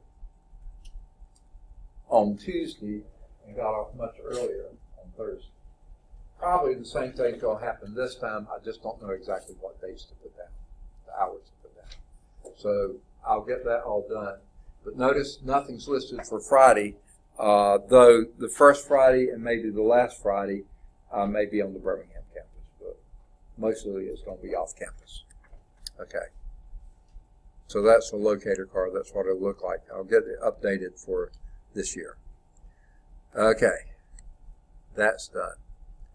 Now, the next thing that we're going to be doing, unfortunately, we'll finally get to physics in a few minutes, is safety. We need to always have safety on the forefront of our mind, but we don't usually stop and talk about it that much. So now we're going to take the time, first day of class, and get it knocked out here. Anyone not here, hopefully will hear it on YouTube. 3 areas of safety we need to discuss. Can anyone think what they may be, or at least one of them? What do you have to be wary of safety-wise? I want to think of something. Say again? Proper clothing. Say again? Proper clothing. Okay. Most of the stuff we do in lab, we don't really even have to worry about that because I can't think of anything we're going to do that what you wear is going to make any difference. Okay, so yeah, that's good to think about, but at these labs we're doing here, that's not really a big issue. But yeah, I know what you mean, and that is important. So if you're running a lathe or something like that, you don't want to be down or so, long sleeve shirt. But other kinds of safety, what are we concerned with? Especially things kind of outside our control.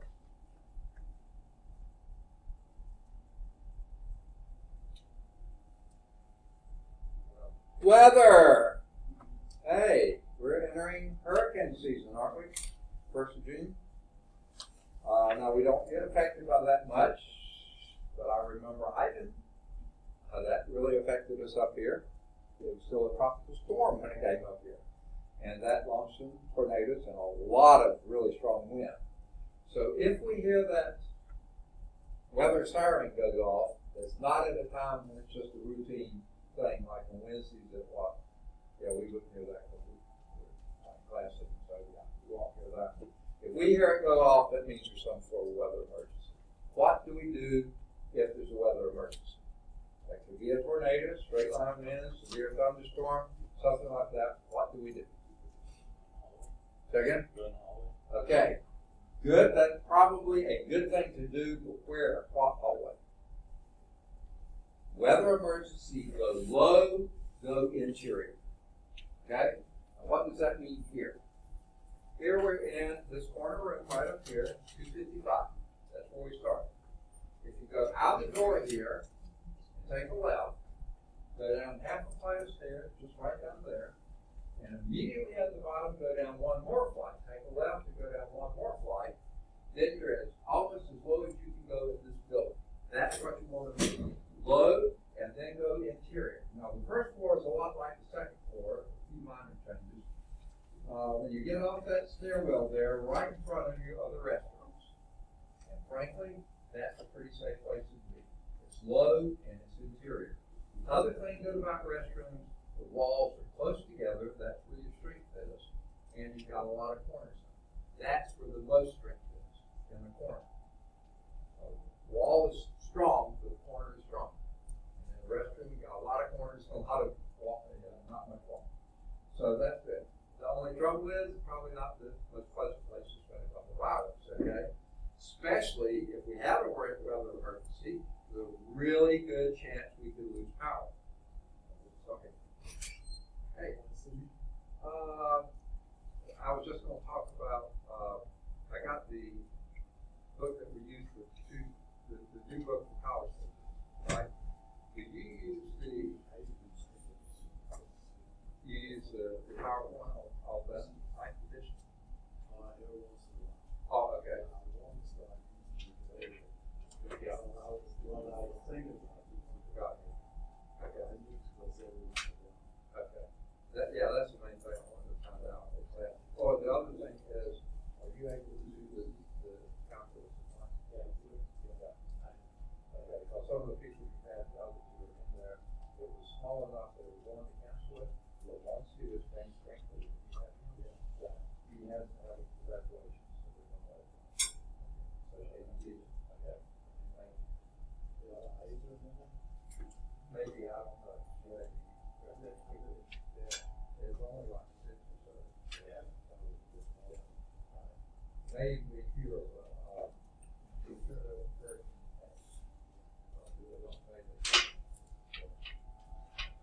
all right, thank you. Sorry about that. So, if we lose power, then the bathroom's a little less attractive to be in the dark all the time. That's how it works. So, after the restrooms, right next to that, where it says corridor here on this floor, below that corridor is the dean's office. And the dean's not here very frequently. Is academic dean Dr. Davis, or the associate academic dean, who is Dr. Pruitt. That mostly on the Birmingham campus, when they're here, if they're here, we have the other emergency. And in the summer, Dr. Briggs uses that office, so he does his studio in Richmond, summer in Richmond. If he's using that office, then if someone's in the office and welcomes you in, you can go in there. Again, it's interior, close walls, lots of corners. Okay? But if no one's there, it's like don't break the door down. That's not good. Okay. Next to that is a classroom. Now that classroom is more of a lab room, and it's not shaped like this. It's sort of long and more narrow than this room, but it's a lot of open space. So again, if you're in there, it's not a bad place to be. Corners are best, walls are next best. The middle of the room, not so good. Because if something does crash down from above, you can get damage there. Most of the strength is in the walls and in the corners. Next to that, you have to go through on the hallway there, there's a glass door that you enter the library. And just inside the library, there's another room to your right that's a computer room. That's smaller than the classroom, but again, lots of corners and wall space. So that's not a bad place. Next to the computer room is another room in the library. I call it the reference room. That's where your atlases and those kinds of things, the kind of books you don't check out, you just use for reference. Okay.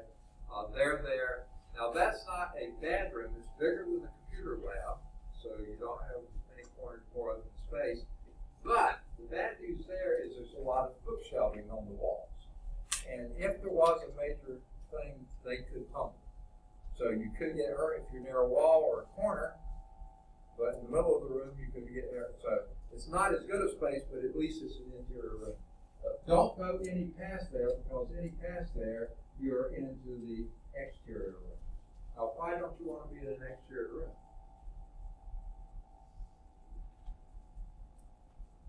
If severe weather, strong winds, tornadoes, they can throw things through glass. If you're in a room that's exterior with windows, you could get crushed. You could get cut. It could be a bad deal all the way around. So stay low and stay interior. And what you said at the very beginning, the hallway. I left that off because there's no corners in the hallway, but the walls are relatively close together, and here's the big advantage of the hallway: emergency lighting. So if power does go out, you've got light. So the hallway is not bad. I would say that's one of the top choices for street. The smaller rooms are better, corners are better, but for lighting, if the power goes off, the hallway that you said, but not this hallway, lowest level hallway. Okay. Now, the other thing about going below, okay, going down there, if there was a weather emergency, or even the next emergency as well, if there's an emergency and we're having to evacuate the room, I'm going to typically be the last one out, okay? Because if one of you happens to have a sprained ankle or a hurt knee or on crutches or maybe even a wheelchair that day or something like that, I'm going to be going with you, making sure you get out safely. The others of you are going down to where you need to be. When you get there, stay together. The only thing I'm going to take from the room, if that siren goes off, is my pen and the roll book. Now, I don't have you in there now, but you will be after drop add is over. I'll put you in the roll book.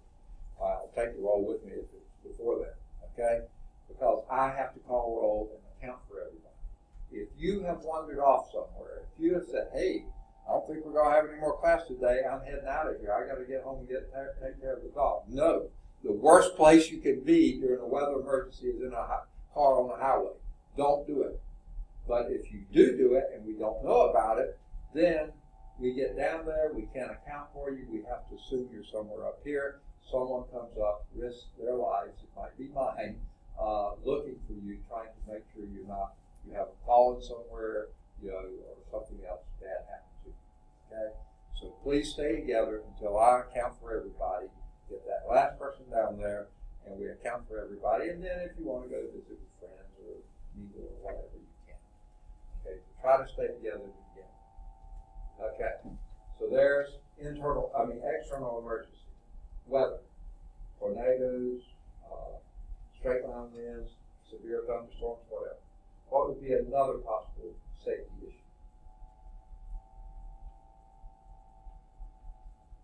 Fire, exactly. Something inside the building, we need to get out, okay? What do we do in case of fire? Now let's do a couple scenarios.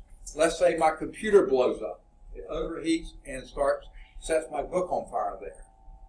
What do we do? What are some first steps that we need to take? Leave the room. Okay, certainly we're going to leave the room and let the building burn down and nobody else knows about it. Pull fire alarm. Oh, yeah, let's pull a fire alarm. Now, I'd say two people go down and pull. I like people to be in pairs. So if one gets hurt, the other can account for it. Okay, so where's the closest fire alarm? We're in the hallway. Okay, in the hallways is the guest, right? This part that you see here, this is the second floor. This is all the oldest part of the building. This building was built before fire alarms were part of the building code. So if you go out to any of these hallways, especially these with the, what is that, terracotta? No, that's not terracotta. What do they call that? I can't think the name of it. If you see that, you're in the old part of the building, no fire alarms. So any of these hallways, anywhere close to us. So where do we go? Well, go out the door, take a left, go down that half flight of stairs,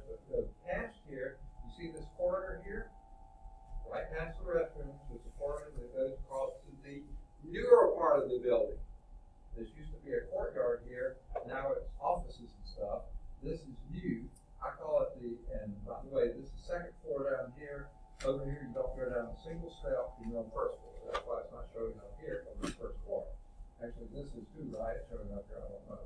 But anyway, you go across here, you're in the new part. If you see financial services, the records office, the cashier's office, all that's the newer part.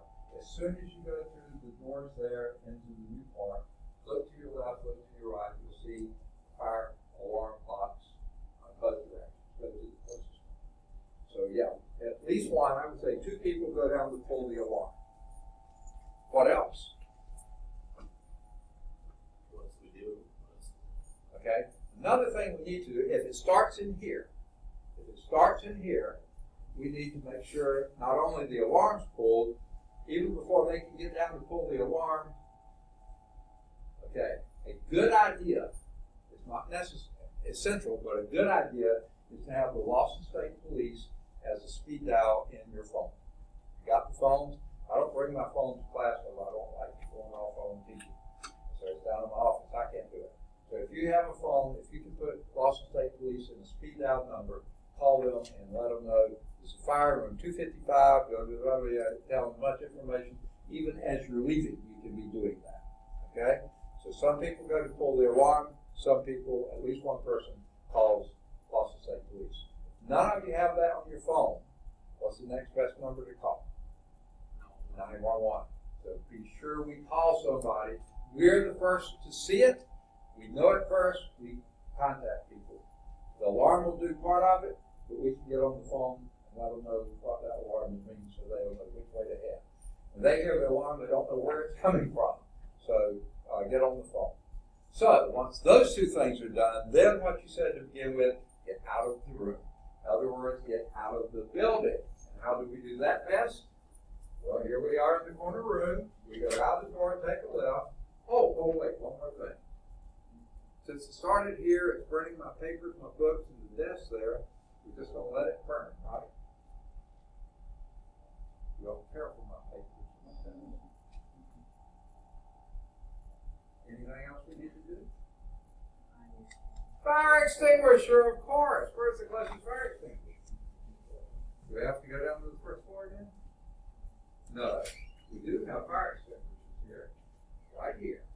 5 feet before I'm standing with the closest fire extinguisher. Can't get much back close to the thing. So somebody get out there and get that fire extinguisher. I know we wanted to break that. Yeah. So go out there and get the fire extinguisher. I'll take care of messing with the blaze. Y'all get out to safety. Okay. So now we're heading out finally. Okay. The rest of you are already heading out there. So what do? Go out the door, take a left, go down the half flight of stairs, take another left, go down 1 full flight. This time rather than going in, you go out. Get out away from the building. And here's a little diagram. Here's where we are in this room right here. So where do we go? We go out this door and down to this parking lot right here. The one you see right out there, big parking lot there, well away from the building. Keep together as a group. None of you jump in your car and say, hey, I don't think there's any more classes today, I'm out of here. You stay together in a group for the same reason we talked about before. If you take off and go, I'm the last one out because I'm helping everybody down, fighting the fire, doing whatever I'm doing, and get down there with my roll book and we can't account for you, then somebody has to head back into the burning building or the chemical spill building or whatever is happening in here, risking life or limb, trying to find you because you took off and went somewhere else. So stay together as a group. Make sure we do that. There's external emergency, internal emergency.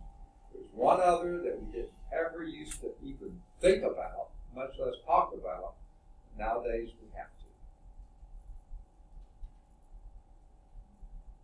Active shooter. Sorry we have to say this. What? Okay, and guess what? I'm hard of hearing. So if there is an active shooter, you're probably going to hear it before I do. And you alert me to it. Hey, that sounds like gunfire. What do we do if that's the case? Okay. The door, yeah, you got some good things there. The door is closed. What I want to do is lock the door. Unfortunately, this door has no buttons or anything else to lock it from in here. So I have to go out. I do have a key to this door. I go out, lock the door, and come back here and pull it too. We can still get out. They can't get in. But there is glass here, so you get out of the range of sight. Turn off lights, turn off projectors, so it looks like the room's empty. So that's just one entrance to the room. What about this door? Suggest we lock it? Well, the problem, now this one does have a button right here. That's locked. This is not locked. This is so the person in this office can lock people out, but he or she can escape. That does us no good. That locks us in, but doesn't keep the shooter out. Well, I don't want to interrupt their class, but if you can see, there's a middle door, another office, and then a classroom. This class over there. It's closed. The middle door, I can't lock. It has a deadbolt. You have to have a key. None of my keys work on it. Okay, so what we do is go to the next door, which is just like this one. But that one, when you press the button, it locks from the outside so the person in the office can get out, people can't get in. So that's the one we lock. Okay. Now, I'll give you one other little hint. Security goes around every morning, or somebody does, and unlocks classroom doors. Except about half the time they don't unlock 257. This one's always unlocked. That one about half the time is not. Some people do and some people don't. Why? I don't know. If that door is locked, and earlier today, Dr. Bryant, when he got here, he couldn't get in the classroom, so he had to come through my class while I was teaching and apologize, go through so he could get into his office. He uses this office. So, if that door is locked, go and close that door. It's a good idea anyway, whether it's locked or not. Close that door, then come back, come through that locked door. Close the middle door here. Because see, the other door and this door both have glass you can see in. I say he must have found out the shooter, but that middle door is solid. So that gives you more protection and you can't see through. So close that door even though it won't lock. Close the outer one, lock the next outer one, close the next one, close this one, and then what you said earlier, get out of sight. This corner right back here is where we all need to be. Because you can't see there, can't shoot through concrete walls. That has a bazooka, and I don't want to even think about that. That space, you probably get messed up. Okay. Can't see us from here, can't see us from anywhere. We stay there, we stay quiet until we hear an all clear from someone we know and can trust. Okay? Does that make sense? Sorry we even have to mention it. It has happened at only one community college I've heard about, but it has happened at a community college. I think it was Minnesota or somewhere else. It was not here, anywhere close to here. But it has happened before. In several universities, again, I don't think any from the South, I know of West Virginia or Virginia Tech or somewhere like that had one, and several others have, and then movie theaters, it's sad. All right. Any questions on safety? Okay, sorry we beat that to death, but let's get on with it. Okay.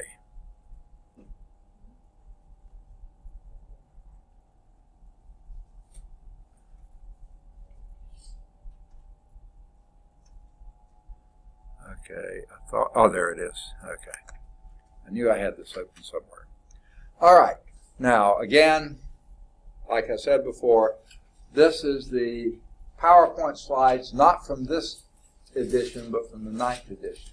But as far as I know, and as far as I've seen, very little has changed. Now, before we start into this, does anyone need a little break, maybe 5-minute break or something? You do need one? Okay. Let's take a very quick break. I'm going to put the Screencast-O-Matic on hold. I'm sorry. What do they call them? Topic 1. Okay. On topic 1. None? All right. Well, you might even want to protect.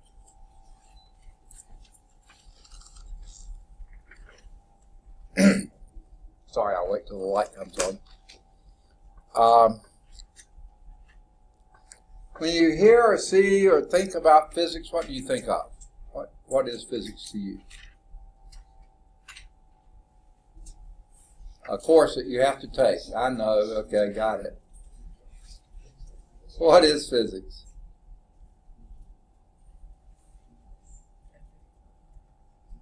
I hear mumble. Way matter behaves. What's that? Way matter behaves. All right, not a bad answer. The way matter behaves, okay?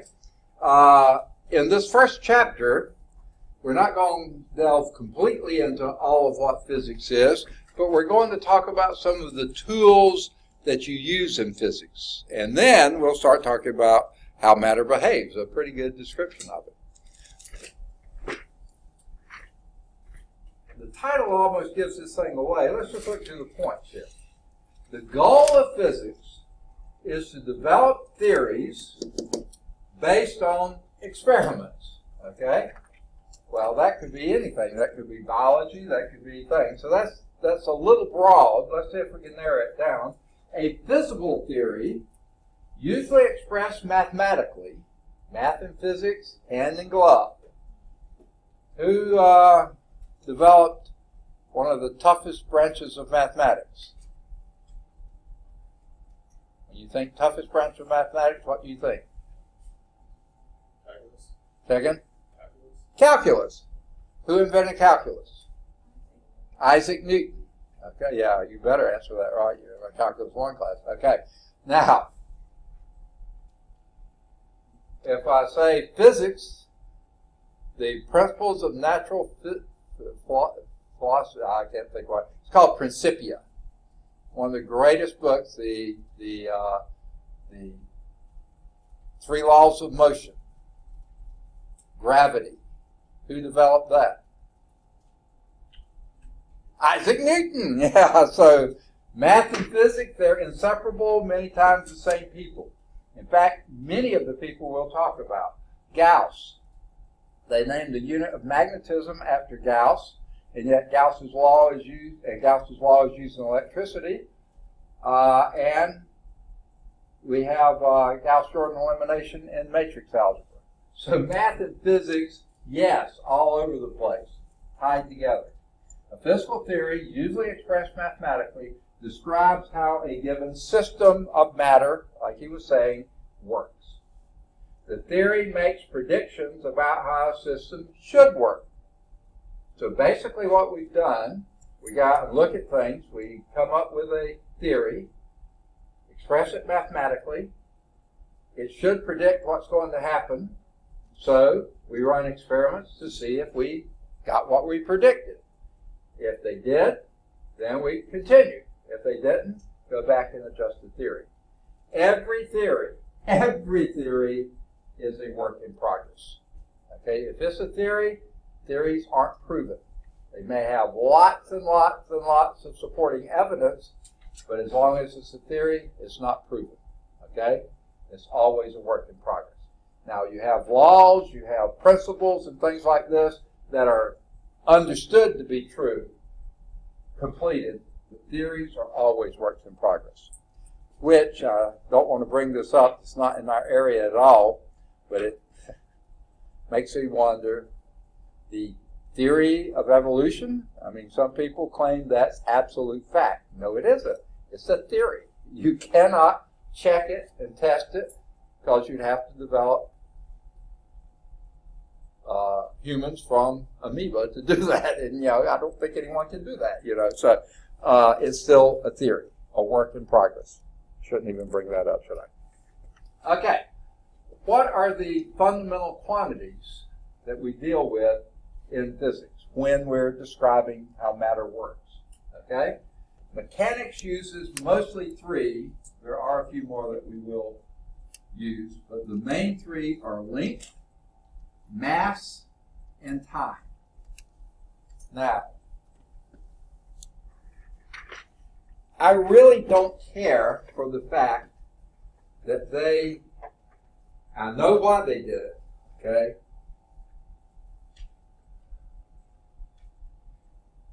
In this context, capital L stands for length, capital M stands for mass, and capital P stands for time. Most of the time in our formulas and equations, the length is given a variable like x or y or z or s or something like that. It's not usually given the variable capital L. This is used for this specific context. Mass in a formula or an equation, most of the time is little m, okay? And that's why I really don't like that they use this, but I know what they're heading toward. And time, most of the time, is given the symbol little t, lowercase t. Because in a formula or an equation, if you see a capital T, that means temperature, okay? Not time, okay? Little t is time, capital T is temperature. There's nothing that I can think of that capital M would be used for, but little m is usually mass. And length, it could be d for distance, s for arc length, it could be anything, but usually it's not L. But why they're doing this is they're going to be talking about quantities in terms of these units. And these are now, they're not really units, they're just representing the names, length, mass, and time. Okay? That's all these are doing. They're not parameters and they're not units. Okay? And that's why I sort of cringe when I see them, but don't let it shake you too bad. Other physical quantities can be constructed from all these. What are some other physical quantities we might be interested in besides length, mass, and time? Especially in how much? Say again? Pressure. Pressure. Okay, what is a pressure? Anyone know what the formula for that is? It's force per unit area. Okay? One way that I find really easy to remember that, if you're thinking of air pressure, what unit would you typically use for air pressure? Especially if you're filling the tire, pumping up your tire. PSI, what does that stand for? Pressure per square inch. Pounds per square inch. Okay, pounds per square inch. What is pound? That's a force measurement. A square inch is an area measurement. So force per unit area. So, expressing this, well then, oh boy, this is going way beyond first chapter. You had to pick something hard, didn't you? Okay. Force, I'll just tell you what it is. It's a mass times an acceleration. Okay? So there we have a mass. Well, what's an acceleration? That's length per time squared. So that would be mL per t squared. That gives you your force. Then divide that by area, which is length squared. Okay? So that would give you pressure. Okay? In terms of these names. Okay? Let's not go there. Let's not worry about that too much. It's beyond where we are now. That's all they do. But that he picked another physical quantity, pressure. That's how you relate all these things. Pressure can be defined in terms of just those three things. Okay? So, you could have chosen many other things. You can always get back to those three. Okay. Now let's talk about units. What is a unit anyway?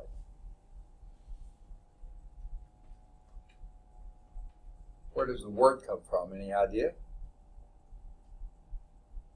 Any of you ever play a card game? The name of the game, and it's the thing you yell out at the end. Almost as that. Say again?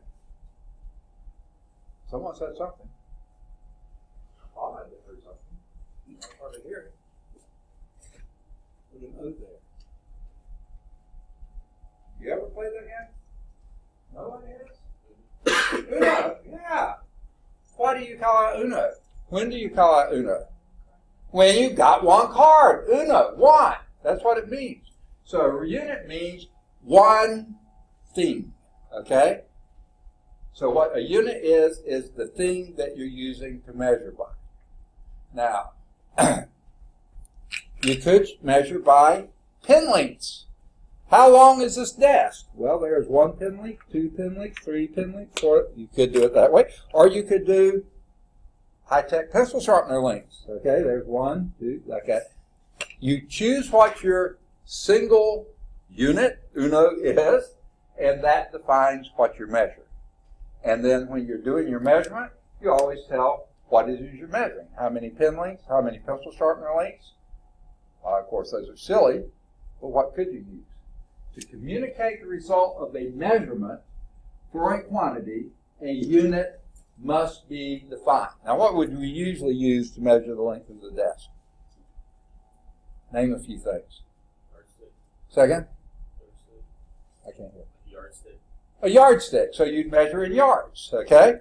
So a yardstick would go probably right around here, and then you'd have a small fraction of a yardstick left over. So how many yardsticks are we just called yards? What other units could we use? Feet, okay? That would be just about mine. I'm not going to get and walk across there, but how many feet that would be? I'm going to guess 4.5 or something like that. But 4.5 doesn't tell you anything until you put feet. It's not 4.5 yards by any means. What's some other units? Meters. Meters. That'd be just a little bit longer than a yard, so not quite as many meters as it would be yards. Okay? Others? Inches. Inches. That'd be a lot of inches. Okay? Inches about your thumb length. Yeah, a lot of inches. Others? Miles. Miles. Okay, a very small number of miles. That length. Okay. Yes, he's named all units. So you must define the unit. Hint, when you have a test question or a lab question or anything you're doing, be sure you put your unit down, because a number by itself is just a number, okay? With a unit with it, that actually gives you a measurement. Now, this is a dumb story, but a true, mostly true story. I can't give you the details. I don't remember what they were. I can give you generalizations on it. Sputnik. What comes to mind when you hear that word? Spaceship. A spaceship. Whose? Russia's. Russian space, or actually Soviet spaceship. Good, bad, or indifferent things come to mind when you think Sputnik. Bad. Cold War. Okay, bad Cold War. What was bad about it, at least in our perspective? They're communists, and they was the first one to get. They beat us into space. They were the first one to get there. So after they did that, now we were already working on it, but after they beat us into space, and not only did they beat us into space with the first spaceship, I think they sent the first either monkey or dogs or something into space before we did. They had the first human into space before we did, first to orbit the Earth. They were beating us pretty badly. So what did we do? Say again? Sent a man to the moon. We did ultimately, but how did we do that? We did say, okay, we're going to get back at them, send them up there. Okay. I think we did a little more before that than that. What did we do? In fact, it may have already been created. Hustle? NASA. We created NASA. Now, it may have been created beforehand, but we started pouring the money into NASA. Because we did not like the Russians or the Soviets beating us at all. Bad press, okay? Bad for politicians, okay? So we had either had already created NASA or created it and started pouring the money into NASA. We got to get ahead of them and get to the moon first, which we did. Okay? And for many years, I would say more than a decade, if NASA wanted it, NASA got it. If they asked for money, they got money. Didn't matter what else was happening, we were going to get to the moon. Remember, John F. Kennedy said before the decade is over, and we were going to do it. So for quite a while there, like I said, I think it was about a decade and a half, maybe 2 decades, we were pouring the money into NASA so we could, and we did. We got on top, we stayed on top. Okay? But they beat us to begin with. Well, when the Soviet Union was sort of on the decline, we were saying, and like you say, the Cold War was, weren't warming up. Not quite as frigid as it had been, you know, and not quite as dangerous after the Cuban Missile Crisis was over, and we were not quite as worried about them as we had been. We still didn't like beating us and that kind of stuff. But after a while, you know, especially Congress changed, I think, and said, hey, wait a minute. We can't afford to keep pouring all this money into NASA. So NASA, you're going to have to cut back. Because before then, if NASA had a problem, NASA hired the people, they sat down, they figured it out, they hired more people, they got, you know, they did whatever, they got the equipment they needed, whatever they needed, they did. And they were expensive, okay? They were good, but they were expensive. And what Congress said, we're going to cut some of the funding to NASA, but guess what? We still want you going to Mars. We still want you doing all this other stuff, but you're going to have to find a cheaper way to do it. Because we're not giving you unlimited, not giving you blank checks anymore. So what they did, they started farming out projects. And they did have, I mentioned Mars, they did have a Mariner probe on the books they were planning. But they didn't have the money to do it in-house, let's call it like that. So what they decided to do was do requests for proposals, RFPs, okay? And they put it out there, they said what we want to do. And what they did, because it was such a big, massive undertaking, they broke it into pieces, okay? And they let different people bid on different parts. And you see, we have all these great universities in the U.S. We have all these national laboratories. There's Los Alamos, there's Oak Ridge, there's, what's the one in California near Berkeley? I think what that one is, but Lawrence Livermore National Laboratory. Lots of these really high-powered, really smart people, top-notch organizations that can do really good research, and they live on grants. So they did a request for proposal. You bid on what you can do, how you're going to do this, and if you give us a good proposal at a reasonable price, we'll let you do that part of it. So one group bid on the launch, launching the rocket, the Mars probe, to get it into orbit. Okay? Another group bid on taking it from, get it into space and sending it around the Earth, getting it into orbit. Now, when they do that, what they do, they sort of do a slingshot effect by doing sort of an elliptical orbits, that when you're going near the Earth, you're going really fast. When you're further away, you slow down, and you build up speed and do that. So they're going to slingshot it toward Mars. Another group to bid on the part to get it from Earth's orbit to Mars, and that's quite a long way, and how, when, and the closest point of approach, how much ahead of time do you have to do, to figure all that out. And then another group was going to take it out of that orbit, space orbit, and get it into orbit around Mars, and then another one to do some of the electronic equipment, taking the pictures, the x-rays, the photos, the measurements of the atmosphere, all that kind of stuff. So they farmed it out, all these pieces. Okay, I made up some of those pieces. I don't know if those are exactly the ones, but that's typical. And different groups bid on them. Different groups came up with proposals. Different groups, did the thing. They farmed them out to the ones that had the best proposals at the cheapest prices, that looked like they could do the job. And the day came and they had the launch. Perfect launch. Went into low space orbit, made the turn, perfect turn, went into Earth orbit. Went around a few times, built up the speed, whatever they did, and then they slingshotted it toward Mars. Headed right toward Mars, everything going picture perfect. Got to Mars when it was turned to get into Mars orbit, it turned and crashed right into the planet. What went wrong?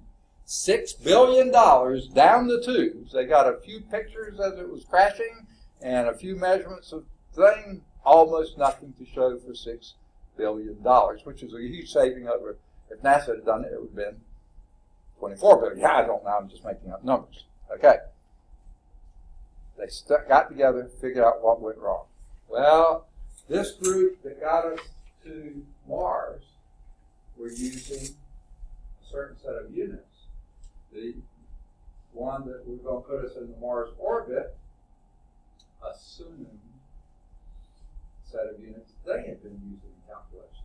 And this group in that final thing had not put down the unit, so this group assumed they were using the same units. And maybe they used to have a saying about the word assume, but I won't go into that here.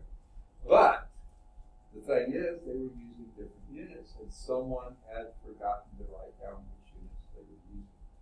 A $6 billion mistake, just for lack of putting a unit down. Now, I hope that one day you'll be in a position where you can make a $6 billion mistake. I hope you don't make it, but I hope you're in a position you would be able to. That means you're a pretty high thing, but I would have hated for it to be me, okay? Units must be defined. Now, in this class, we probably won't have many $6 billion mistakes, but you will have mistakes if you don't put your units into place. So defining units allows everyone to relate to the same fundamental amount, okay? And that's why when you started naming feet and meters and yards and stuff, we know what those are. Pens, not a good idea. High-tech pencil sharpeners, not a good idea, okay? Thumb joints, not a good idea. Inches, meters, yeah. So everybody knows what they're relating to. Otherwise, everybody has to have the same pencil sharpener or pen or something so you can know you have the same fundamental unit. And it's measuring the same thing. All right. There are usually considered two systems of measurements. What are they? Second? Meters, okay. We often call it the metric system, okay? Now, it is more precisely called the SI system. Now, SI stands for Système International, okay? Now, I pronounce that funny, and I'm sure wrong, worse than I do your name, okay? Does anyone know where that comes from? Système International, and why they write it that way with the accent here is French. In a lot of the Romance languages, and I know French, they quite often put the noun first and the adjective second. Whereas we say international system, they say Système International. Okay. Now, why did the French get involved with this? A little bit of history. I'll try not to bore you too much with this. Who were historically always at odds with each other? Two European countries that seemed to fight so many stinking wars. France was one of them. Huh? Germany. Well, they did later, but Britain. England, yeah, Britain, exactly. Okay. One of my favorite movies of all time, this will show how old I am, was Chariots of Fire. Have any of you ever seen that one? Too bad. Great movie. If you can find it somewhere, watch it. It's about Olympics that were in Paris in the 20s or so. A fantastic Scottish runner and another British runner, and they were competing against each other a lot, and then they went over and, you know, it's a great story. Fantastic story. Then they were on the ship crossing the English Channel. The Scottish runner, and just a little bit of background, was a very, very devout Christian. In fact, he had put off his missionary work so he could run the Olympics, and then he was planning to go to the mission field. Okay? And on his way across the thing, they published what the events were, and his number one strongest race, the first heat, or one of the heat, yeah, I think the first heat of that race was going to be on the Sunday. He said, no, I can't do that. Because that's against what I believe. And the British went, you can't, you got to run. You know, this is it. This has nothing to do. No, you got, no. He said, I cannot do it. You know, and then somebody proposed that they asked the French to change the time. And this old guy who was on the committee angry old fellow. He wasn't a runner. He was a politician or whatever. He said, "No, we're not going to ask the frogs to do anything." That's what he called the French. Okay, it was that big of animosity, and they were basically on the same side in a lot of things, but they were not going to ask. So yeah, the French and the British didn't get along well at all. So for many years, the metric system was opposed to the English system. Well, the background here is the English system. England or Great Britain was a pretty small, it's all an island country, and they can control things pretty well. Whereas France, there's Brittany, there's Normandy, there's Alsace-Lorraine, there's around Paris, there's just all these different regions of France. It's a much bigger country, really spread out. And frankly, the people from different areas didn't like each other, okay, at all, And so they would try to cheat each other with their weights and measures. If they were selling wheat to one and the other was buying cloth, they always tried to cheat each other. And it made the whole country ridiculous, trying to figure out things. And along about, I think it was the 1790s, there was a proposal that changed all their units of measure. Because frankly, a lot of the units of measure, British and French too, like I said, that was considered to be an inch. Or later they did 3 barley corns lined end to end to end.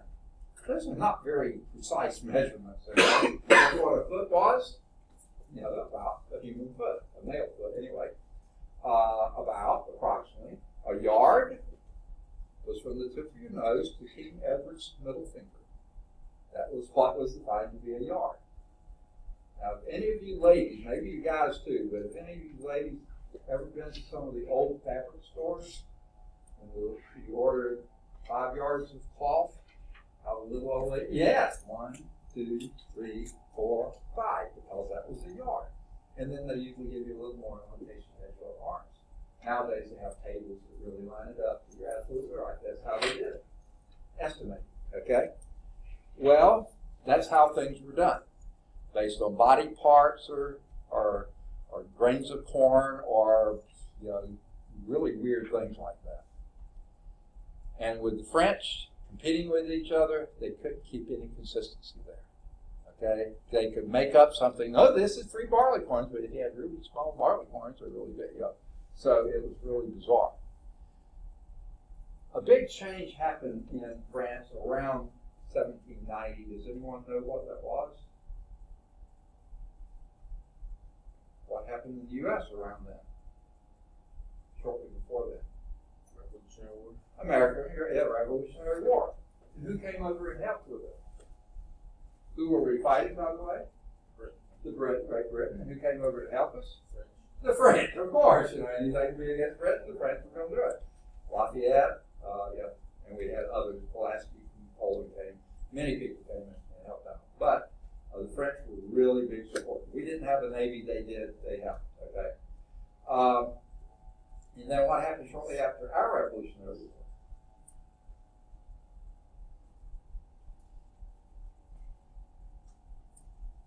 The people went home to France, said, we need to change too. And you want to ever hear of the French Revolution? Les Miserables. Okay.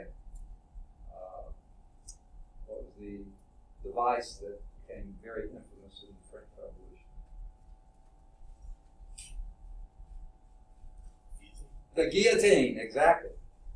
French Revolution was not nearly as successful as ours. It was bloody, it was miserable, okay? It was not a good success.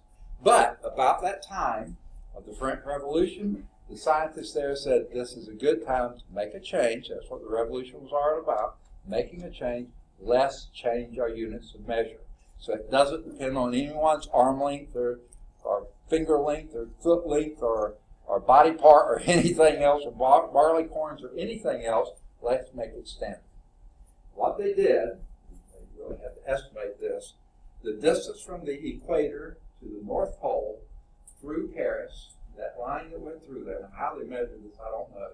They said, let this be, I don't remember what the number was, 10,000 or 10 million or something another measures. Does anyone know what the French word for measure is?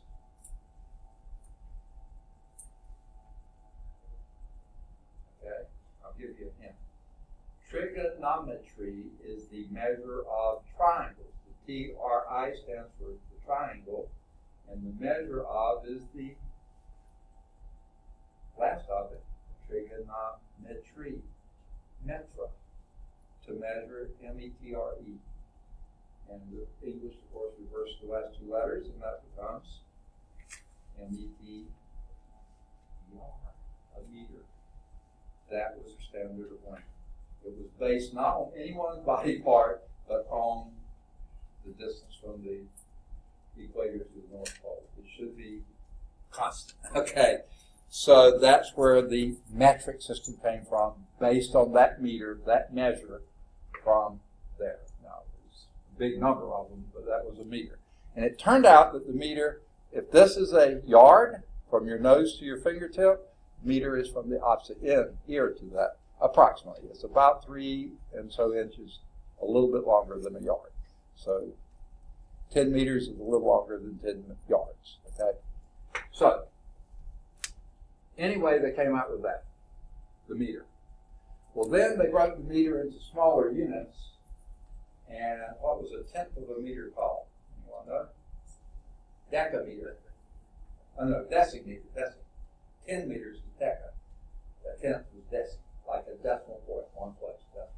About 100th of a meter. Centimeter, exactly. Centi.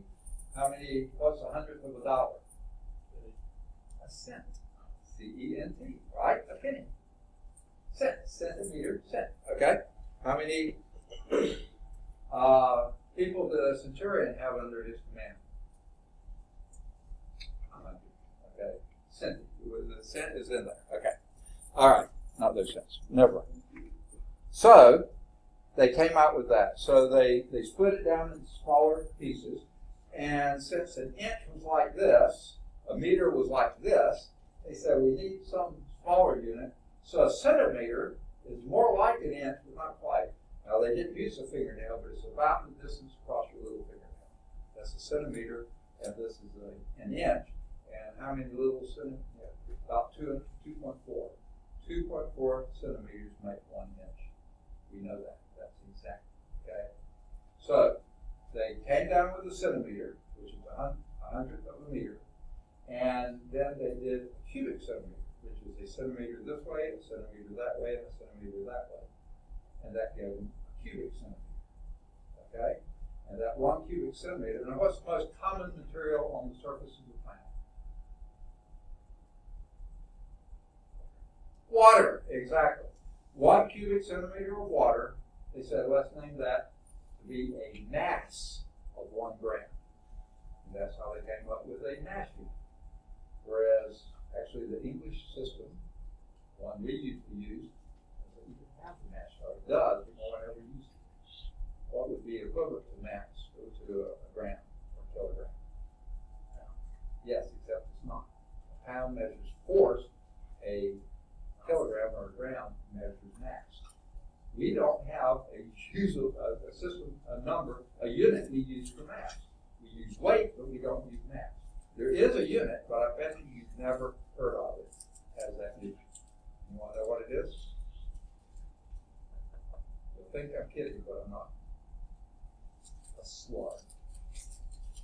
A slug is the U.S. or British customary unit for mass. No one uses slugs. It doesn't even have an abbreviation. You have to spell it out if you use it. All other units have abbreviations. It doesn't. Okay, you spell it out because no one uses it. Okay, that's beside the point. So anyway, they came up with a length, a mass, and of course everybody kept using the same time measure, which isn't really very metric at all, is it? Because how many seconds in a minute? 60. How many minutes in an hour? 60. How many hours in a day? 24, okay, I hope you did that, 60, okay, and how many days, okay. Yeah, so time is not a very metric system. In other words, on the other hand, where did these 60s come from? Anyone know it on that one? Another very ancient civilization, the Sumerians, which the Babylonians descended from. They were some of the earliest, greatest mathematicians way back in antiquity. The Sumerians and the Babylonians, the Egyptians, and the Greeks followed them. But they had a base 6 system, or 10 and 6, 60. Think how many things use that. Not only time, degrees. How many,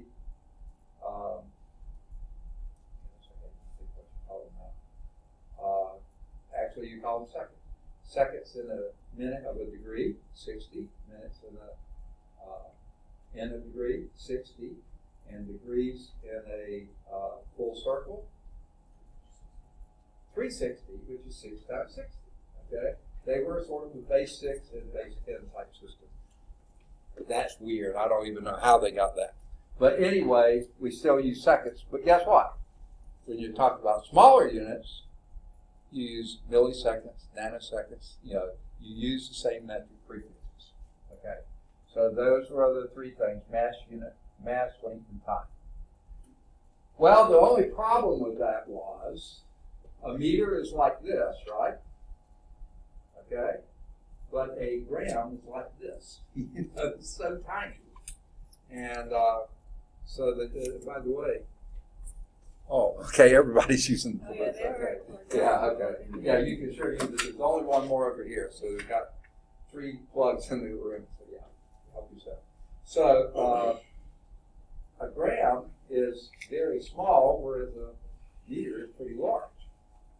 So they wanted to either have a smaller length measurement or a larger mass measurement. So they went to 1,000 grams. And what is the prefix for 1,000? In metric. Kilo.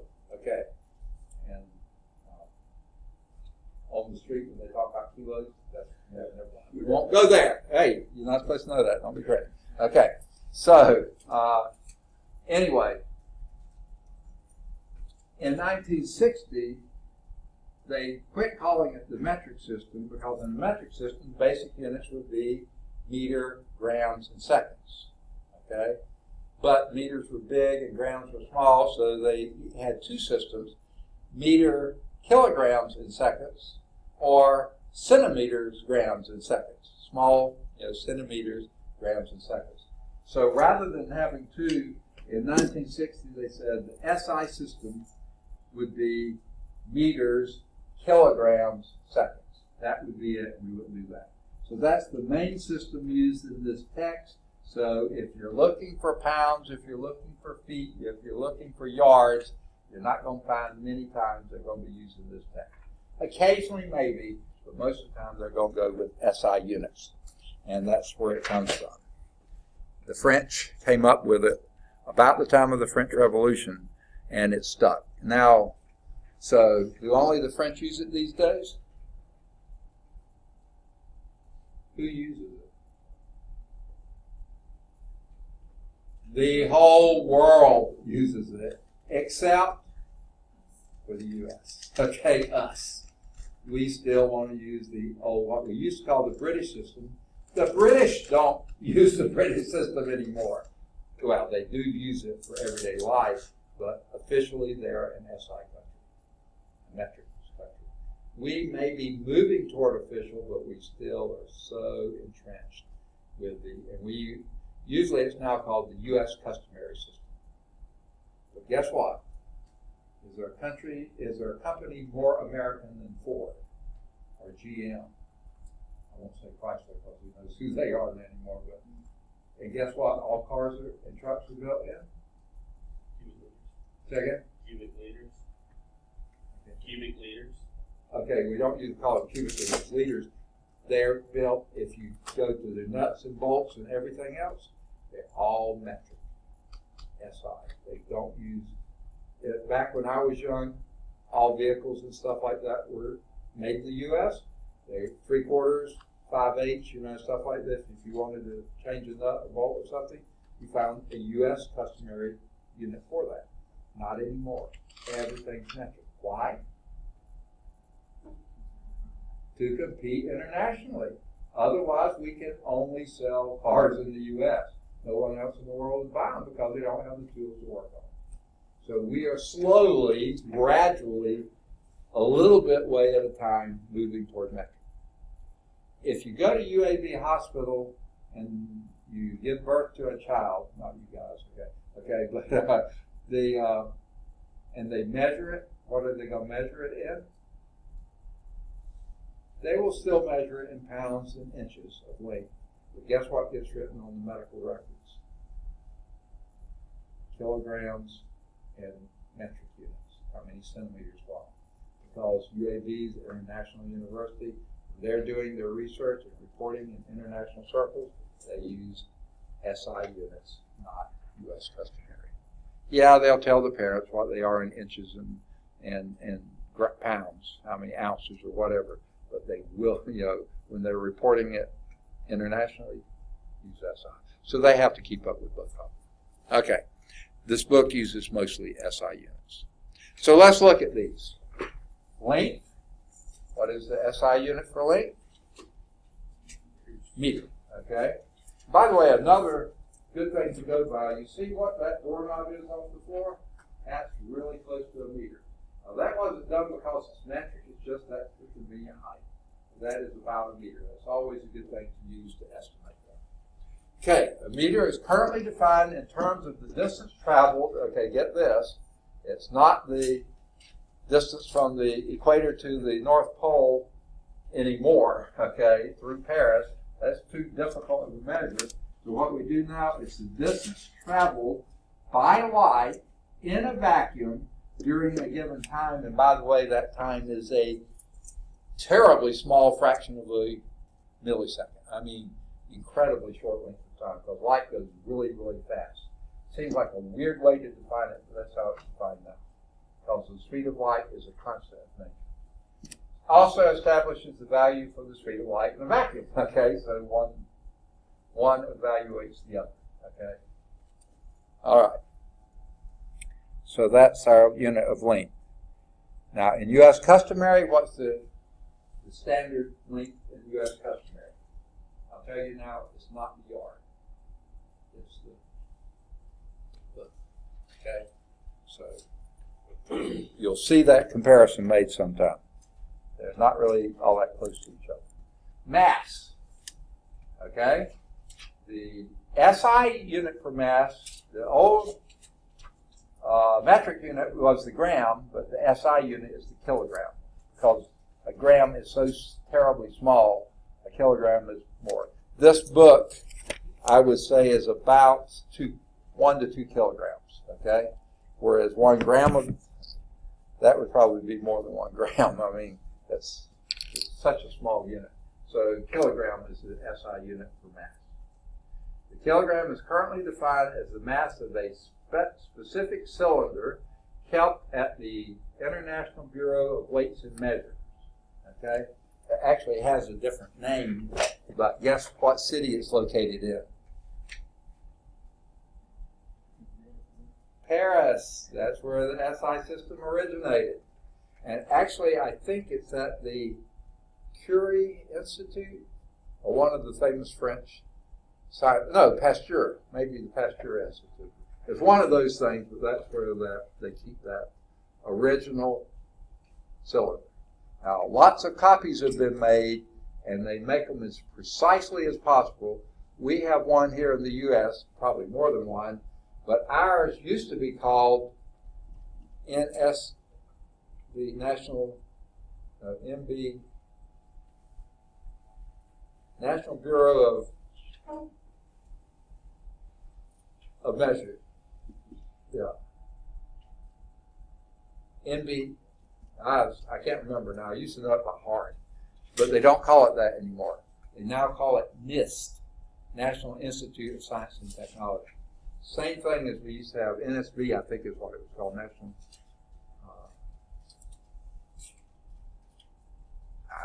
Whatever. Okay. that's mass. And there is a picture of the standard kilogram. This is under, there is that standard kilogram, that mass is here, that cylinder that's in there. It's covered by a sealed, hermetically sealed jar, so no moisture or variations in temperature can get into it. It's covered by a hermetically sealed jar, and it's kept in a vault room where all the temperatures and pressures and humidities are kept very, very constant. They don't want anything happening to that mass. They really protect it. I'm sure they duplicated it, but they keep it under wraps. Okay? So let's go to time. Okay? Now, in time, again, the unit in both English and our U.S. customary and SI and metric was all second, always second. But we don't count seconds by a stopwatch or anything else now. The second is currently defined in terms of the oscillation of radiation from a cesium atom. Wow, what a name. Cesium is one of the biggest, not biggest, but a large radioactive metal. In the back of your book, which I don't think many of you have, the back inside cover is a periodic table, and cesium is down here in group 1, row 6. That's cesium. And a radioactive, let's see, is it radioactive or maybe it's just an oscillation? No, I think they use a radioactive isotope, so they should really say that, a cesium isotope that gives off radiation at a certain oscillation. And it's defined in terms of that. Really bizarre way to do it, but that's always constant. Always constant. And that's the deal. They want things to be absolutely constant. So that's what a second is. Now, let's get things that are more useful. Approximate values. Various tables in the text show approximate values of length, mass, and time. And it says, notice the wide range of values. So length is in table 1.1. Now let's see, approximate values of some measured lengths. Where you want to start, big or small? I'll write these down. You tell me, large or small? Pick one. Small, okay? How about a proton diameter? Okay, now a proton, by the way, I'm just going to use a symbol P and I'm going to put a plus. That indicates that's a proton, as opposed to electron, which is negative, or neutron, which is neutral. Okay, so that's a proton. The diameter of a proton is 10, approximate now, 10 to, I'm sorry,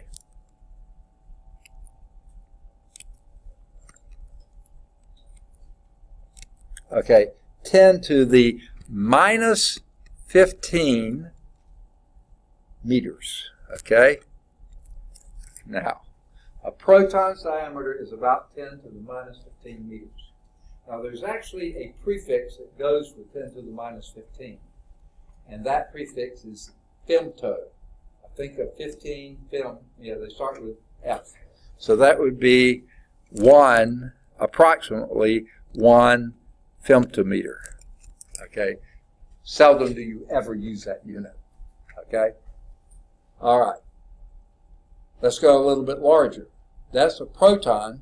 What is a proton? A proton is one of those elementary particles that resides in the nucleus of an atom, and there's bunches of those. Say in cesium, there'll be probably 50 or 60 protons in there, plus tons of neutrons. So in an atom.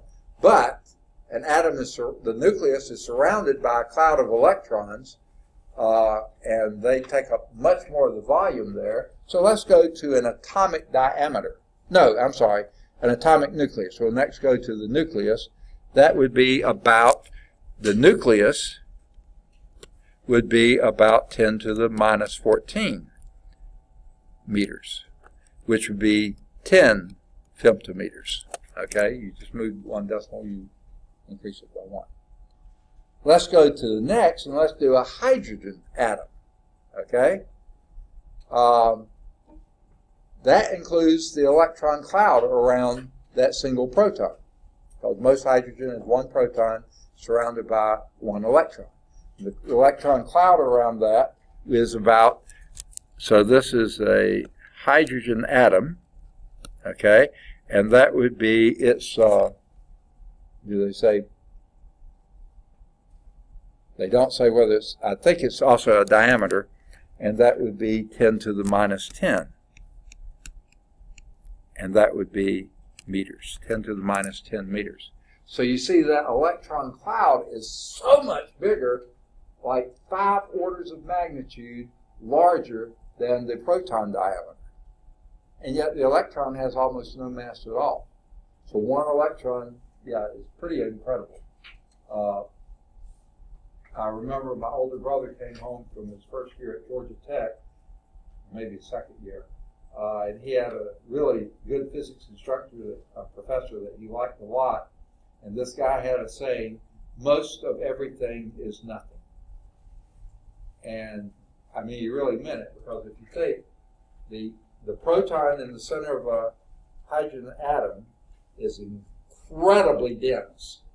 All of the mass is located in a tiny, tiny, tiny little diameter. Whereas the hydrogen atom has a diameter 5 orders of magnitude, 5 powers of 10, 100,000 times bigger than that proton, and yet the electron has almost no mass at all. 1/10,000th the mass of that. So most of everything in that hydrogen atom is empty space. Between the electron flying around like this and the proton, where all the mass is just empty space, except occasionally where that electron is. So it's really incredible. Most of everything is nothing, even of lead or gold or anything else. It's mostly empty space. Strange but true. A typical organism cell, so let's say a skin cell or a white blood cell, a red blood cell. A typical organism cell is about, so this is a cell, is about 10 to the minus 5 meters. So that's another 5 orders of magnitude, or 10,000 times bigger than a hydrogen atom. Pretty small. A housefly, on the other hand,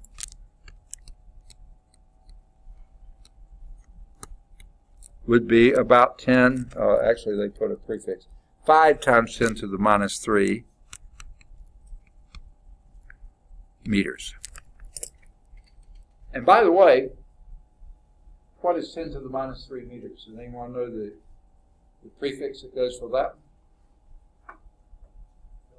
Milli. So that would be 5 millimeters. Typical housefly. I thought they were bigger than that, but okay. Okay. A football field. How long is a football field? 100 yards. Very good. Which would be about how many meters? Remember, a meter is a little longer than a yard, so a yard, it would not take as many meters as it would yards. So that's about 9 times 10 to the first, or 90 meters. Okay? 90 meters. And what's the metric prefix for 10 to the first? You want to know what that is? 10. How many years is 10? I mean, how long is 10 years?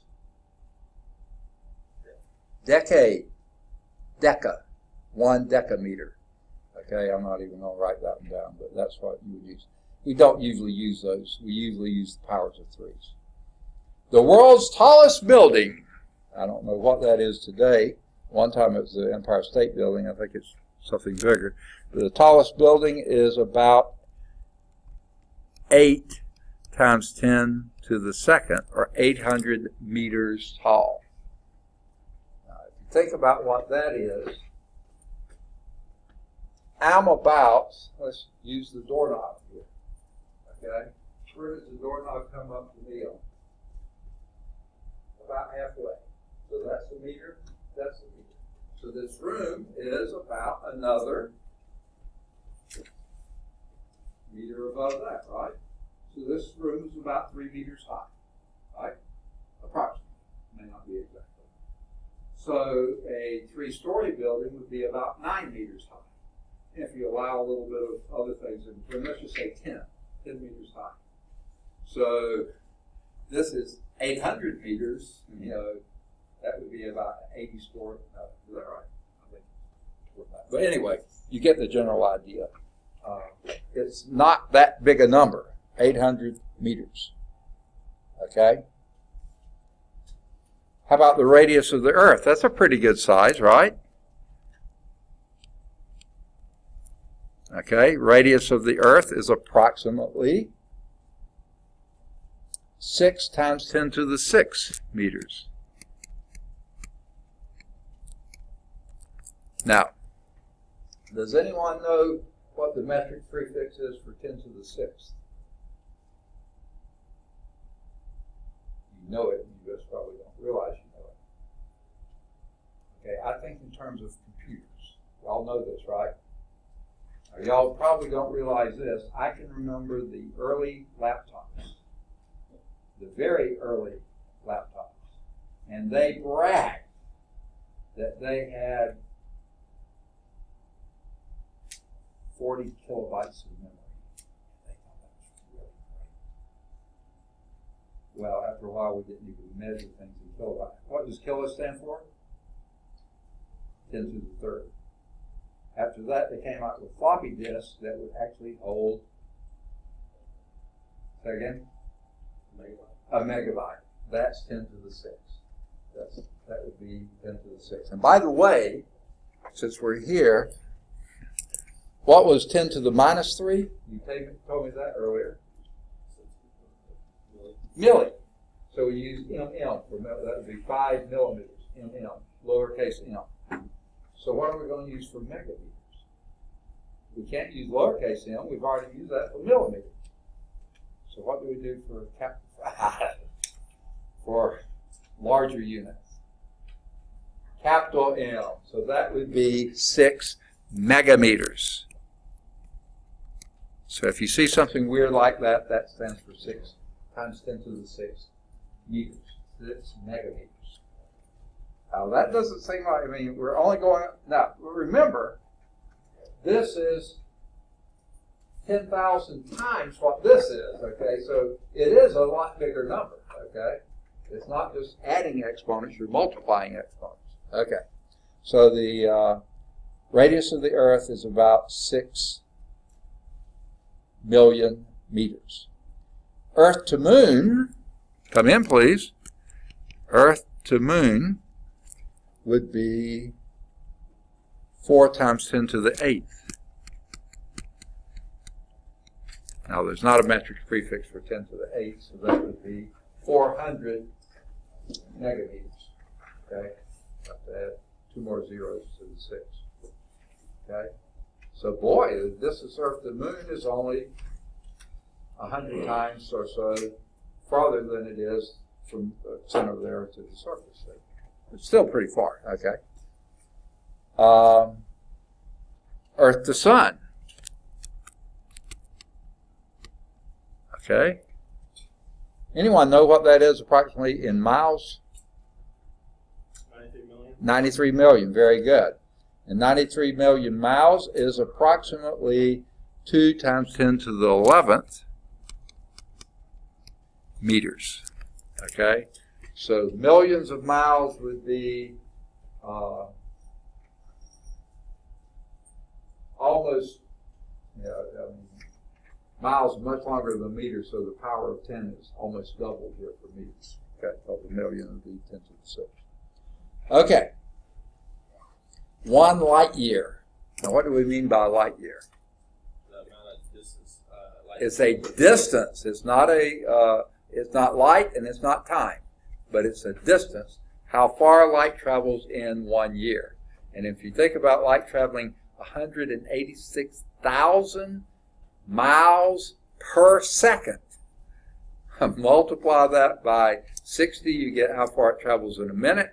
Multiply that by 60, you get how far it travels in an hour. Multiply that by 24, you get how far it travels in a day. Multiply that by 365 or so, and you get how far it travels in a year. 1 light year in metric units is 9 times 10 to the 15th. 1 light year is 9, didn't I say, times 10 to the 15th meters. Okay? That's a long way, folks. A very, very, very, very long way. Okay? Our solar system is a small fraction of a light year across. That's Neptune's a Neptune, you know, as far as you go across. A very small fraction of a light year. Okay. Earth to Proxima Centauri. I'm not exactly sure what Proxima Centauri is. Is that a small galaxy? There is a dwarf galaxy somewhere fairly close to us. I'm not familiar with the name, but so Earth to Proxima Centauri. Earth to Proxima Centauri, that I think is a dwarf galaxy fairly close. 4 times 10 to the 16 meters. So it's just over a light year away. Okay, that would probably basically be Earth to the closest star. Okay, yuck, that is awfully far, more than a light year. If you were able to travel at the speed of light, it would take you more than a year to get there. Of course, you're not able to travel anywhere close to the speed of light. How about, does anyone know what Andromeda is? That's the next biggest galaxy. It's almost a twin galaxy to the Milky Way, and it is about 2 times 10 to the 22nd meters. Okay, so that would be how many light years? Tons. Okay, quite a few light years. Many, many light years. 10 to the 7th light years. It's 10 million light years away. Okay. And the observable universe, we don't know how big the universe is, but the farthest out we've seen in it. So the universe, as we understand it now, is approximately 10 to the 26th, which would be, wow, about, well, bunches of light years away. 10 to the 10th light years or something like that. It's just enormous, enormous number. So those are some approximate values of lengths. Okay, some things we're used to, like houseflies, and some things we're not too used to. Okay. How about masses? I want to start small again. About the smallest thing we know, we'll start with the electron. Okay. Okay, the electron is about 9 times 10 to the minus 31 kilograms, because that's the basic unit for an SI unit for mass. That is very, very, very, very, very, we don't have metric prefixes that even come close to that. The hydrogen atom is approximately, and that's just 1 proton and 1 electron. That's 2 times 10 to the minus 27. 2 times 10 to the minus 27 kilograms. So basically that tells you it's 10 to the 4th, which would be 10,000 electrons to have about the mass of 1 proton. Okay, electrons are extremely tiny mass.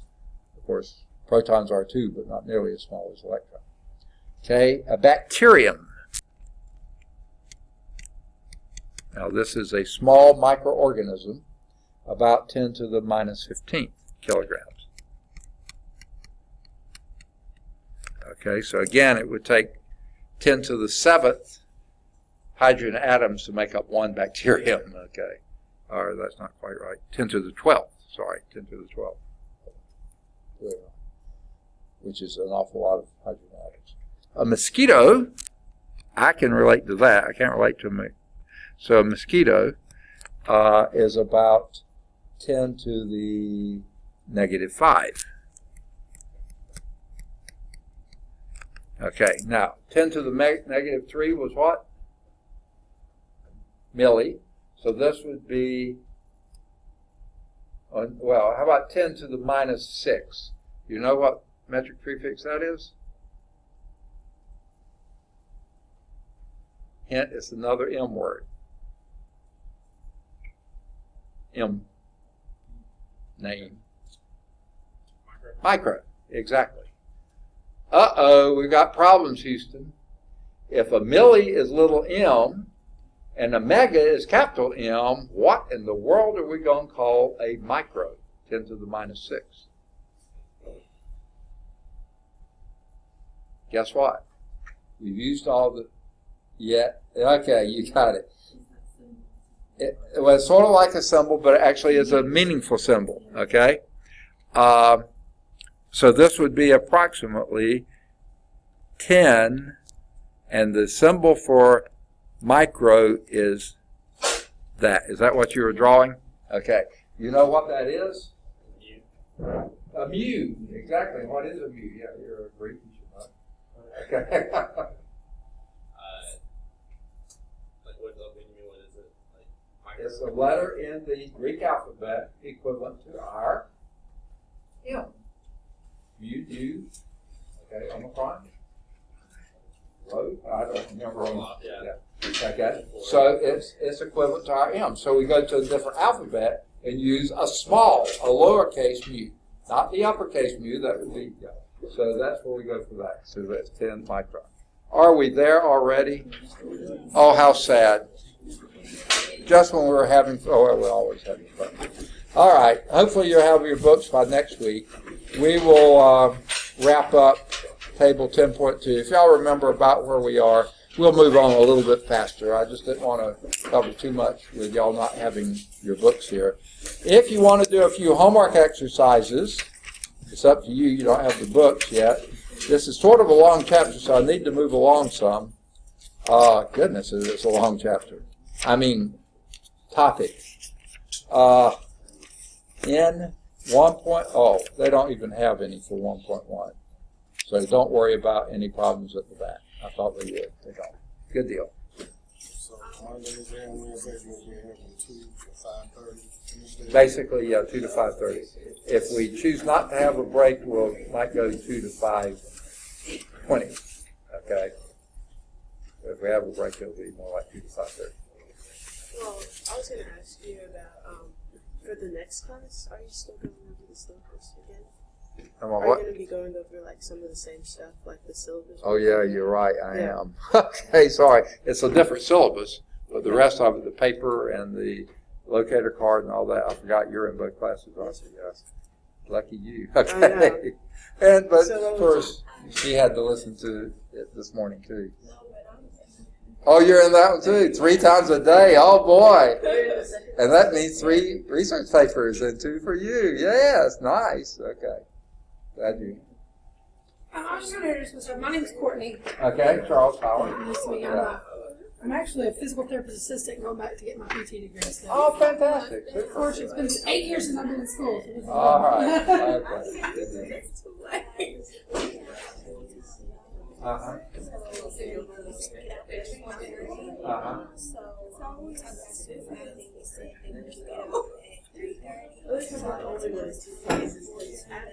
Okay. The good news is I will be recording everything, and you will be here at time to do your labs then. So I think it'll be okay. You'll just have to listen to it'll be, the link will be on Blackboard under content. So you go to Blackboard, go down to content, and then go down to find that YouTube videos, and click on that, and then Like today's our new syllabus. So that's the first thing we did. But from now on, the next one will be 1.1. Yeah, something like that. Okay.